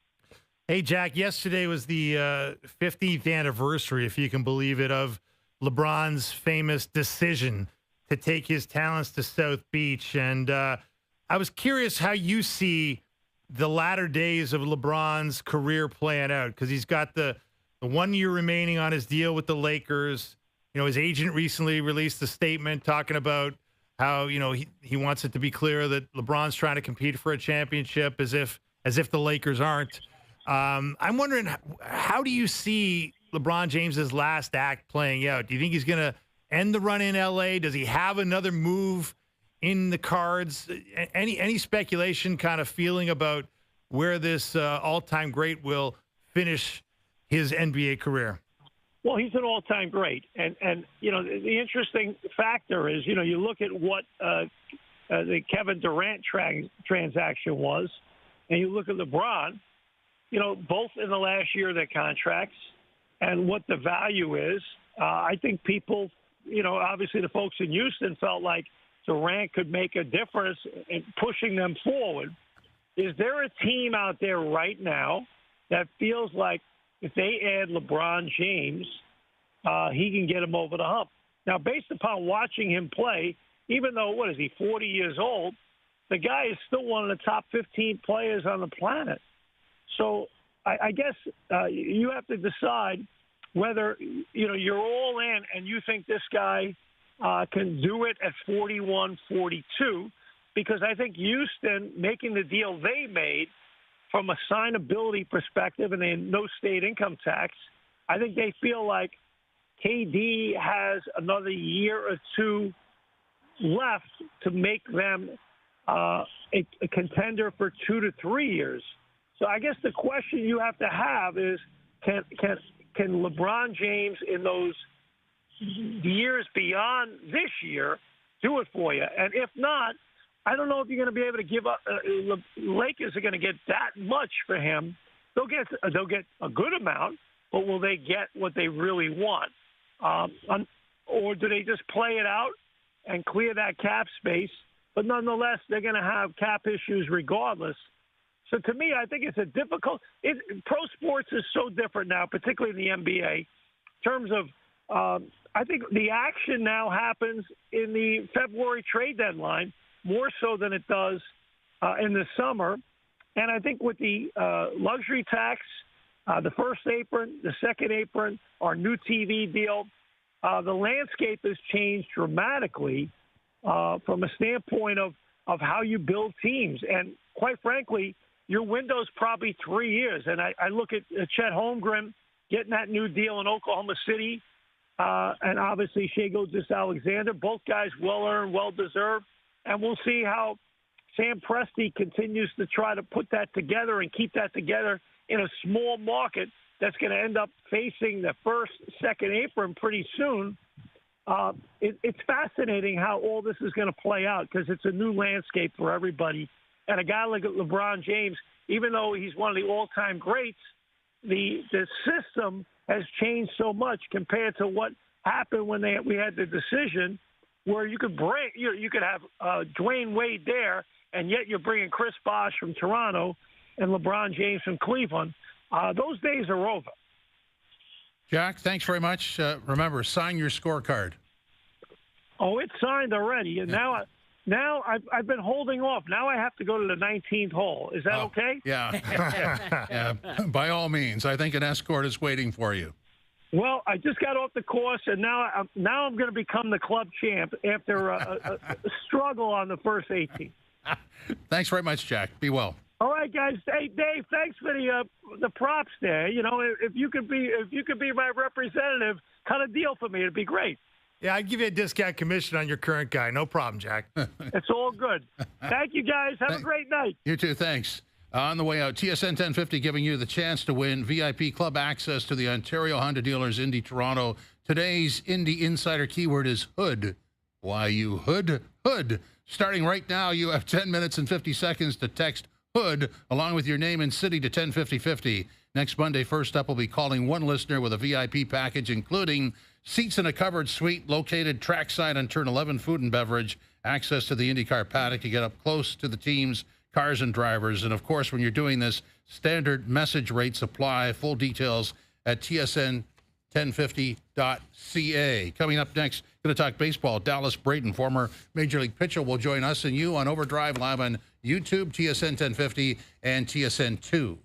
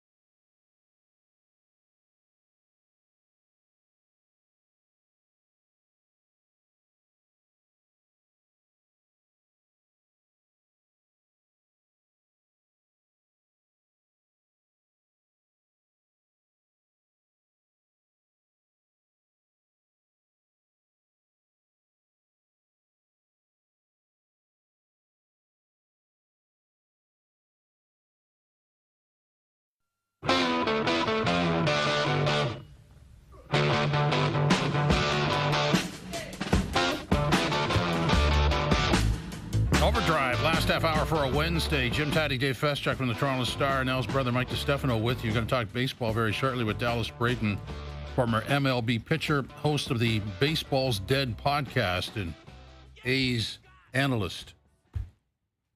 Jays losing 2-1 today. Not being able to generate any runs. Streak over. Done at 10. Yeah. So close to okay, franchise so do another record. one. Do another one. Second half, right? Yeah. That's what they did in 2015, right? Yeah. They were able to generate another one. They won 11 again, so we'll see the Blue Jays try and hit 10 one more time. It would stink if a skid came off the end of this one, though. Like, you've got some very winnable games moving forward. You would just hope that they still end up with a winning record, coming out of this Chicago series and going into even though they've won more games going into the All-Star break than they ever have. But I agree with you. You don't want to visit the A's and come out of that losing the series. Well, it's what have you done for me lately? It's like that. Yeah. You did that 2 weeks ago. Then you went on to lose 4 of your last 5 games. That won't look good. Yeah. No, and you can't take the A's lightly, right? Like they just good beat the Braves. Hitting team. It's a good hitting team. Well, they just laid a 10-1 beating on the Braves. Yeah. In their most recent game. So yeah, they can hit. They beat the Giants 11-2 the other day. Mm-hmm. Yeah, you're right. They've got some pop in their bat, and if you come in sleeping on them, even though you're going to sleepy Sacramento in a minor league ballpark, there's every reason to sort of underestimate this team. They're near the bottom of the standings for sure. I think you do that at your peril because they do win every now and then, and you don't want it to be against you. So I was just looking at a yes guy, no guy we didn't get to while we're waiting to hook up with Dallas Braden. So here's an interesting one, and I don't really like the wording on it, but I'm going to ask it anyway. Bo Bichette will make $300+ million on his next contract with the Jays. Do we know he's coming back? Yeah, No, I'll know guy. If you're putting the qualifier as with the Blue Jays, I'll know guy that one. Yeah. I'm not even sure he makes $300 million. Baseball's interesting, though. Like, he does play a premier position at shortstop, but how many teams are going to view him as a shortstop moving forward? That's the question. Him and his representatives, clearly, they've told it's been noted here in Toronto, he wants to remain in the middle of the diamond at the shortstop position. But going forward, you go into free agency, how many teams are going to pay you that way? I'm not sure. I'm a no guy on that one. Seems a tad high. Yeah. I still am probably leaning towards him still leaving than staying. But I am curious, like, if they find success this year and they go on a deep run, will that change Bo's mind? Because it felt like he was ready to move on. Like it seems like he was ready to go. I just think with him, market value is market value, and if the Jays don't want to pay that, then he's out. Oh, no doubt about it. I mean, that's a possibility. Look, he's kind of flip-flopped, right? Last year, it sounded like he wanted to be anywhere but Toronto long-term. This year, you've heard some interviews he's given where he's been saying it's going to be very tough to leave because he's always had this connection with Vladdy, and he's always wanted to see it through to a World Series in Toronto. So who knows? But look, his market value is going to be high because if you take out last year and just chalk that up to injury, which it largely was. I mean, you look at this guy's led the MLB in hits in 2021 and 2022. He was right up there in 23. He's back up there again this year, I think, in the top 5 in hits. All this guy does is hit. I mean, he knows how to hit. Right this year, he's on a pretty good power pace with 12 home runs. So he's back. In other words, he's back in a contract year. He's going to have suitors because, to your point, Al's brother, he plays a premium position, if not at a premium level defensively. And so the Blue Jays are going to have to pay. I don't know. $300 million sounds like it might be about right. I mean, you think? Well, it could be. Well, how many years is that? Yeah, I don't know. There'd be a lot of years. Yeah, the AAV won't be. He's going to come in 25 or 30, right? On AAV? Possible. Yeah, he probably could command that, so you'd need a 10-year deal at that point to make that happen. 10 years at 30 AAV. Yeah, I don't know if I'd be interested in that. Well, I'm just looking now in baseball. I mean, the highest paid shortstops are in that range, right? Well, Trey Turner signed his deal, and that was a couple of years ago, and his ticket was $11 million, 11 years at $300 million. Yeah, so there you go. 27 and a half. I mean, most of the guys, you look at the premium shortstops. Trey Turner's making $27 million. Dansby Swanson $28 million. Lindor with the Mets is making $32. Mookie Betts is making $26. So it's a $25 million kind of proposition. That's where I got to market value. I mean, And so that's if you're trying to sign somebody and you want a deal, I just don't see that happening in Major League Baseball. He's worth this much, 25, 27. If you don't want to pay it, he'll get it somewhere else. And I don't think anybody worries about that. It's not like Vladdy took a hometown discount to stay in Toronto, and I wouldn't expect Bo to be doing anything of the sort. So I just question if teams view him as a shortstop of the future, like, and that's going to affect the dollar. I don't know that I'd run out and sign him to a 10-year deal.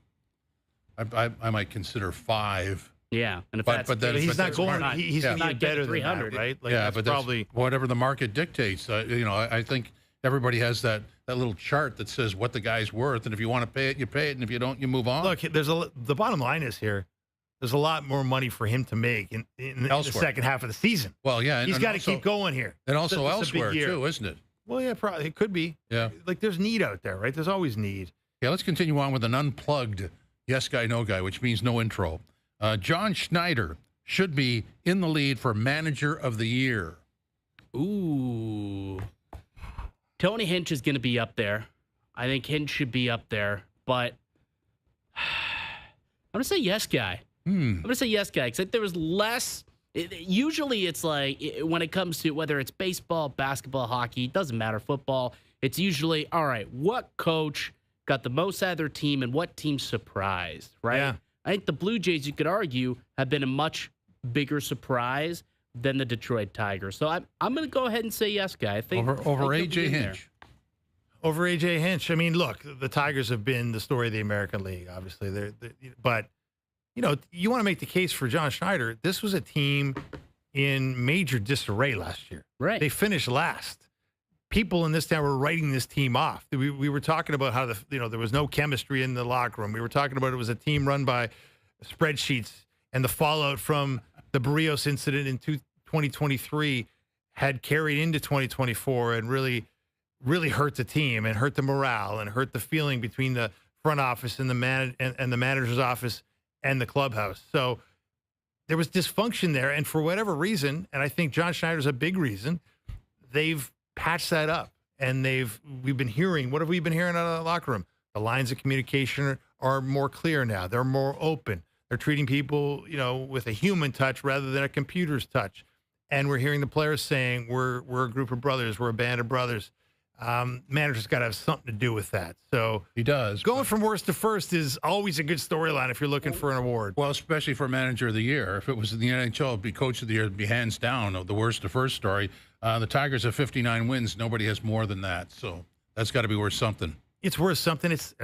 Asterisk, it's the AL Central, but they've got a 15-5 record against the AL East. So they're not just making hay against those guys in small ball Central land. FanDuel's got A.J. Hinch favored heavily in this one at minus 2,200. Yeah. John Schneider plus 750. So the market, the books believe that A.J. Hinch should be running away with this one.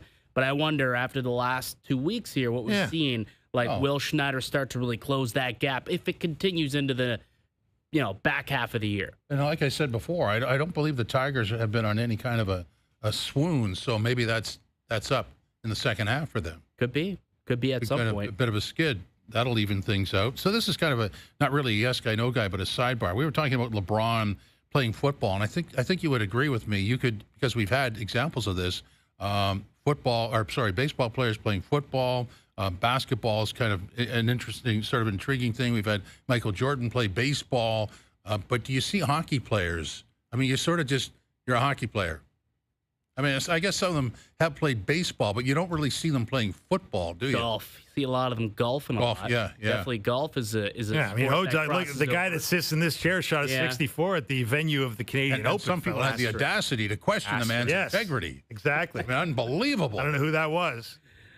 But, look, the hockey guys, we always heard about Wayne Gretzky's incredible lacrosse career. Yeah. He could have been a great lacrosse player. There's no money in lacrosse, so he didn't stick with it.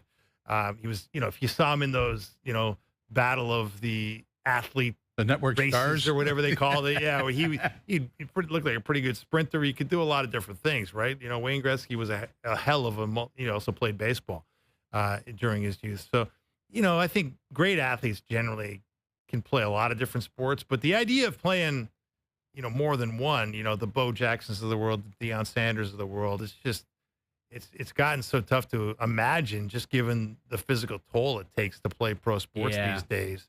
And then again, Shohei Ohtani comes onto the scene and does something that none of us considered possible, be a dominant pitcher and a dominant hitter, which is essentially playing two sports. Yeah. I mean, it's just two positions. The difference, I guess, would be that I guess it's physically taxing in its own right, but it's not like baseball's not a physical sport, whereas basketball, football, hockey, very physical sports. Tell that to the arm surgeons who, repair destroyed pitcher's arm. Well, that's me. It's physical. That's pretty physical. Different in a different way. It's more of a stress on your body than it is like being physically injured by someone else. Yeah, fair point. But self-inflicted is what you're saying. Yeah, or you can take it. You can take the fastball to the shoulder or the noggin or the spleen. You're right. Yeah, no. Look, it's a different deal. You're right. I mean, I do think the guys who keep saying that basketball players can play football, they can, but there's a reason they don't want to, right? Like A, shorter careers, but B, like you have to be a special human being to want to take that beating, to sign up to go over the middle and say, I'm going to get hit and I know it, and I'm still going to do it, because you know how the NBA is. I mean, you touch a guy now, everything's a flagrant, and it's not what it was in terms of toughness, right? And now that the money's so big, the players are even more and more sensitive to the idea that you're going to deign to foul them hard, right? The hard foul basically does not exist anymore. So if you want to define confusion. I don't love the argument that you would have been a good football player if you're a good basketball player, because you got to have that dog in you, as they say, to be that kind of player and to be a football player. And I just don't think a lot of basketball players have it. So we'll get to a yes guy, no guy here after I read this. Ryan Reeves on his NHL future and playing with the Leafs. I still want to play. I'm 83 games away from 1,000.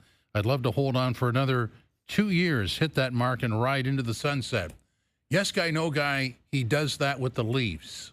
Oh, no guy with the Leafs. That's an easy no guy. I'm not sure he plays another game with the Maple Leafs, but 83 is kind of far away. If he was like 15, 16 games, I could see that being, that could be a realistic goal. But he spent most of last year in the minors. I don't remember if he reported, but he definitely was like on the AHL under roster. the new CBA, you have to, if you're sent down, you have to play a game. Report. And see what he does. Does he report, or does he decide to hang him up? Do they find a trade partner for him? Does somebody want to give him an opportunity? I'm not sure. But Ryan Reeves, look, he had a good career. He had a good career, but I think it's probably the end of the road for him. Yeah, I mean, I guess there's a scenario where he could find a home in the NHL on a team that is in need, but it's hard to fathom. He did play a few games with the Marlies last year, but you look at it, he went from playing 49 games in his first year in Toronto, 23-24, to 35 games last year. Didn't even score a goal last year. I mean, had 2 assists. Just really didn't contribute enough on the offensive side of the puck to justify his presence, right? And then the skating is another issue. Right? 83 games is the number. Yeah, so that's really 2 seasons work for him. It'd have to be. Yeah. Right? Even if he stayed healthy, played every single game, he still would have to come back and get a contract from somebody to come back and play one game. 1 year left with the Leafs. I mean, I guess. I see what you mean. But, right. But the counter argument with a guy like this is, really, he's a 5th round pick. The odds of a 5th round pick playing 1,000 games, so 900 and whatever he's at. He needs 88 games. Okay. Even more or less likely for him to But I mean, that. he has defied the odds before, right? So, he's got 912 by my count. Yeah. Okay, so 88 games. He needs. I'm just reading what he actually said. So so he's off. Maybe his math is off. Maybe his math is off, or maybe the official record's off right now, and he knows something that we don't. But sometimes that can happen. But then it is 2 years. Yeah, it's probably 2 years, right? Given his recent. He hasn't played. He's played 80 games before, but not since 2019. When's the last time he played more than 40 games? Yeah, I mean, he played a combined 73 with the Rangers and Golden Knights in 21-22. So 22, 23. Yeah. 22-23. So 4 years removed. That's been a while. Yeah. And he played Good career. Anyway. Hey, Ryan Reeves had a great career, and for considering that the enforcer had been phased out for a little bit, whether it's making a resurgence, we'll find out. But, like, he found a way to stay in the game. So regardless if it gets to 1,000. Yeah, you always have to acknowledge that. He found a way. Found a way. And 912, that's a good number. If he doesn't play another game in the NHL, he should be happy and proud that he found a way to play 912 and stick in the league as long as he did. I think one of the intriguing things to track in the new CBA when it hits a year from now is if you have to send a guy down, you can't do a paper farm out anymore. The guy has to play a game in the American Hockey League. I wonder how that changes having that sort of floating body around. Of course, the cap will be higher, but... Well, how much do you think that angers a guy like Brandon Pridham, who was like a king at finding a couple extra bucks in the CBA by his little paper moves that he would do on a weekly basis? Like someone like that, I find I'd love to pick their brain on how's this gonna change how you do things. It's called find another loophole. Yeah. That's what those guys do. Those right? capologists are really good at it. Yeah. So what you're saying here is I can actually do this. I mean, I'm sure they bounce all that stuff off the league capologists to make it official. They'll figure it out. Oh, without a doubt. Yeah, so they'll go through it all. They'll get that new book and just rip right through it and find something else to do. Yeah, you figure it. I mean, look, that new CBA doesn't come into effect just yet. So no, September 2026. Yeah, so we got some time. They've got some time to figure it out. And yeah, Ryan Reeves has had a great career. I mean, there's a reason they brought in Michael Pizzetta, right? Yeah. Pizzetta's making $800,000. Ryan Reeves at $1.35 million. I mean, they kind of both play the same role. You can do the math on that. Yeah. We're going to step out. Best Bets is next as we wrap it up on OverDrive, live on YouTube, TSN 1050, TSN 2.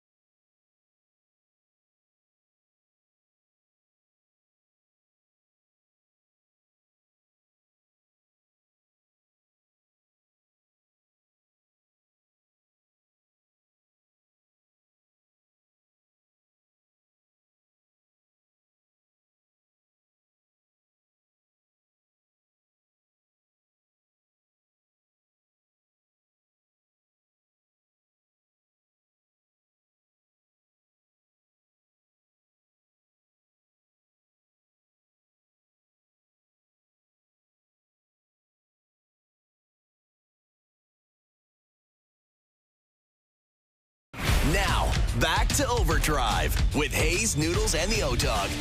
Don't be shy, shy, shy. La la la la la.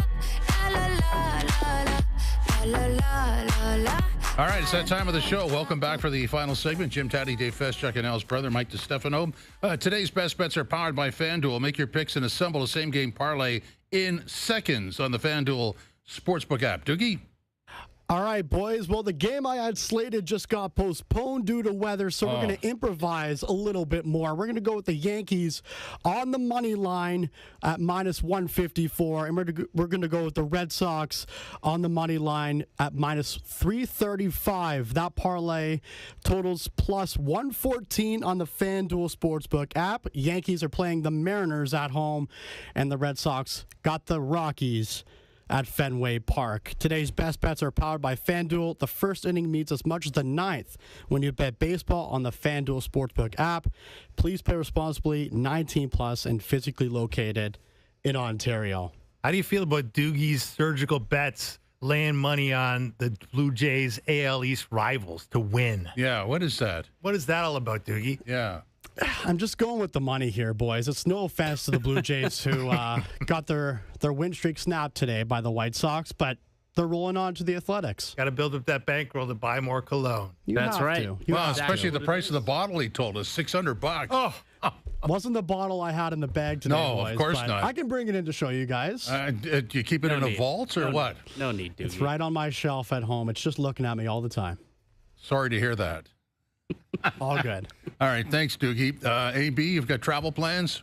Yeah, I'm off to Atlantic City for the weekend, so should be a fun time. And then I'm back here next week doing a wide array of shows. First up, morning show, gameplay, possibly an OD, I can't recall. But should be a fun weekend for me. Dave and I will be back tomorrow. Enjoy your night.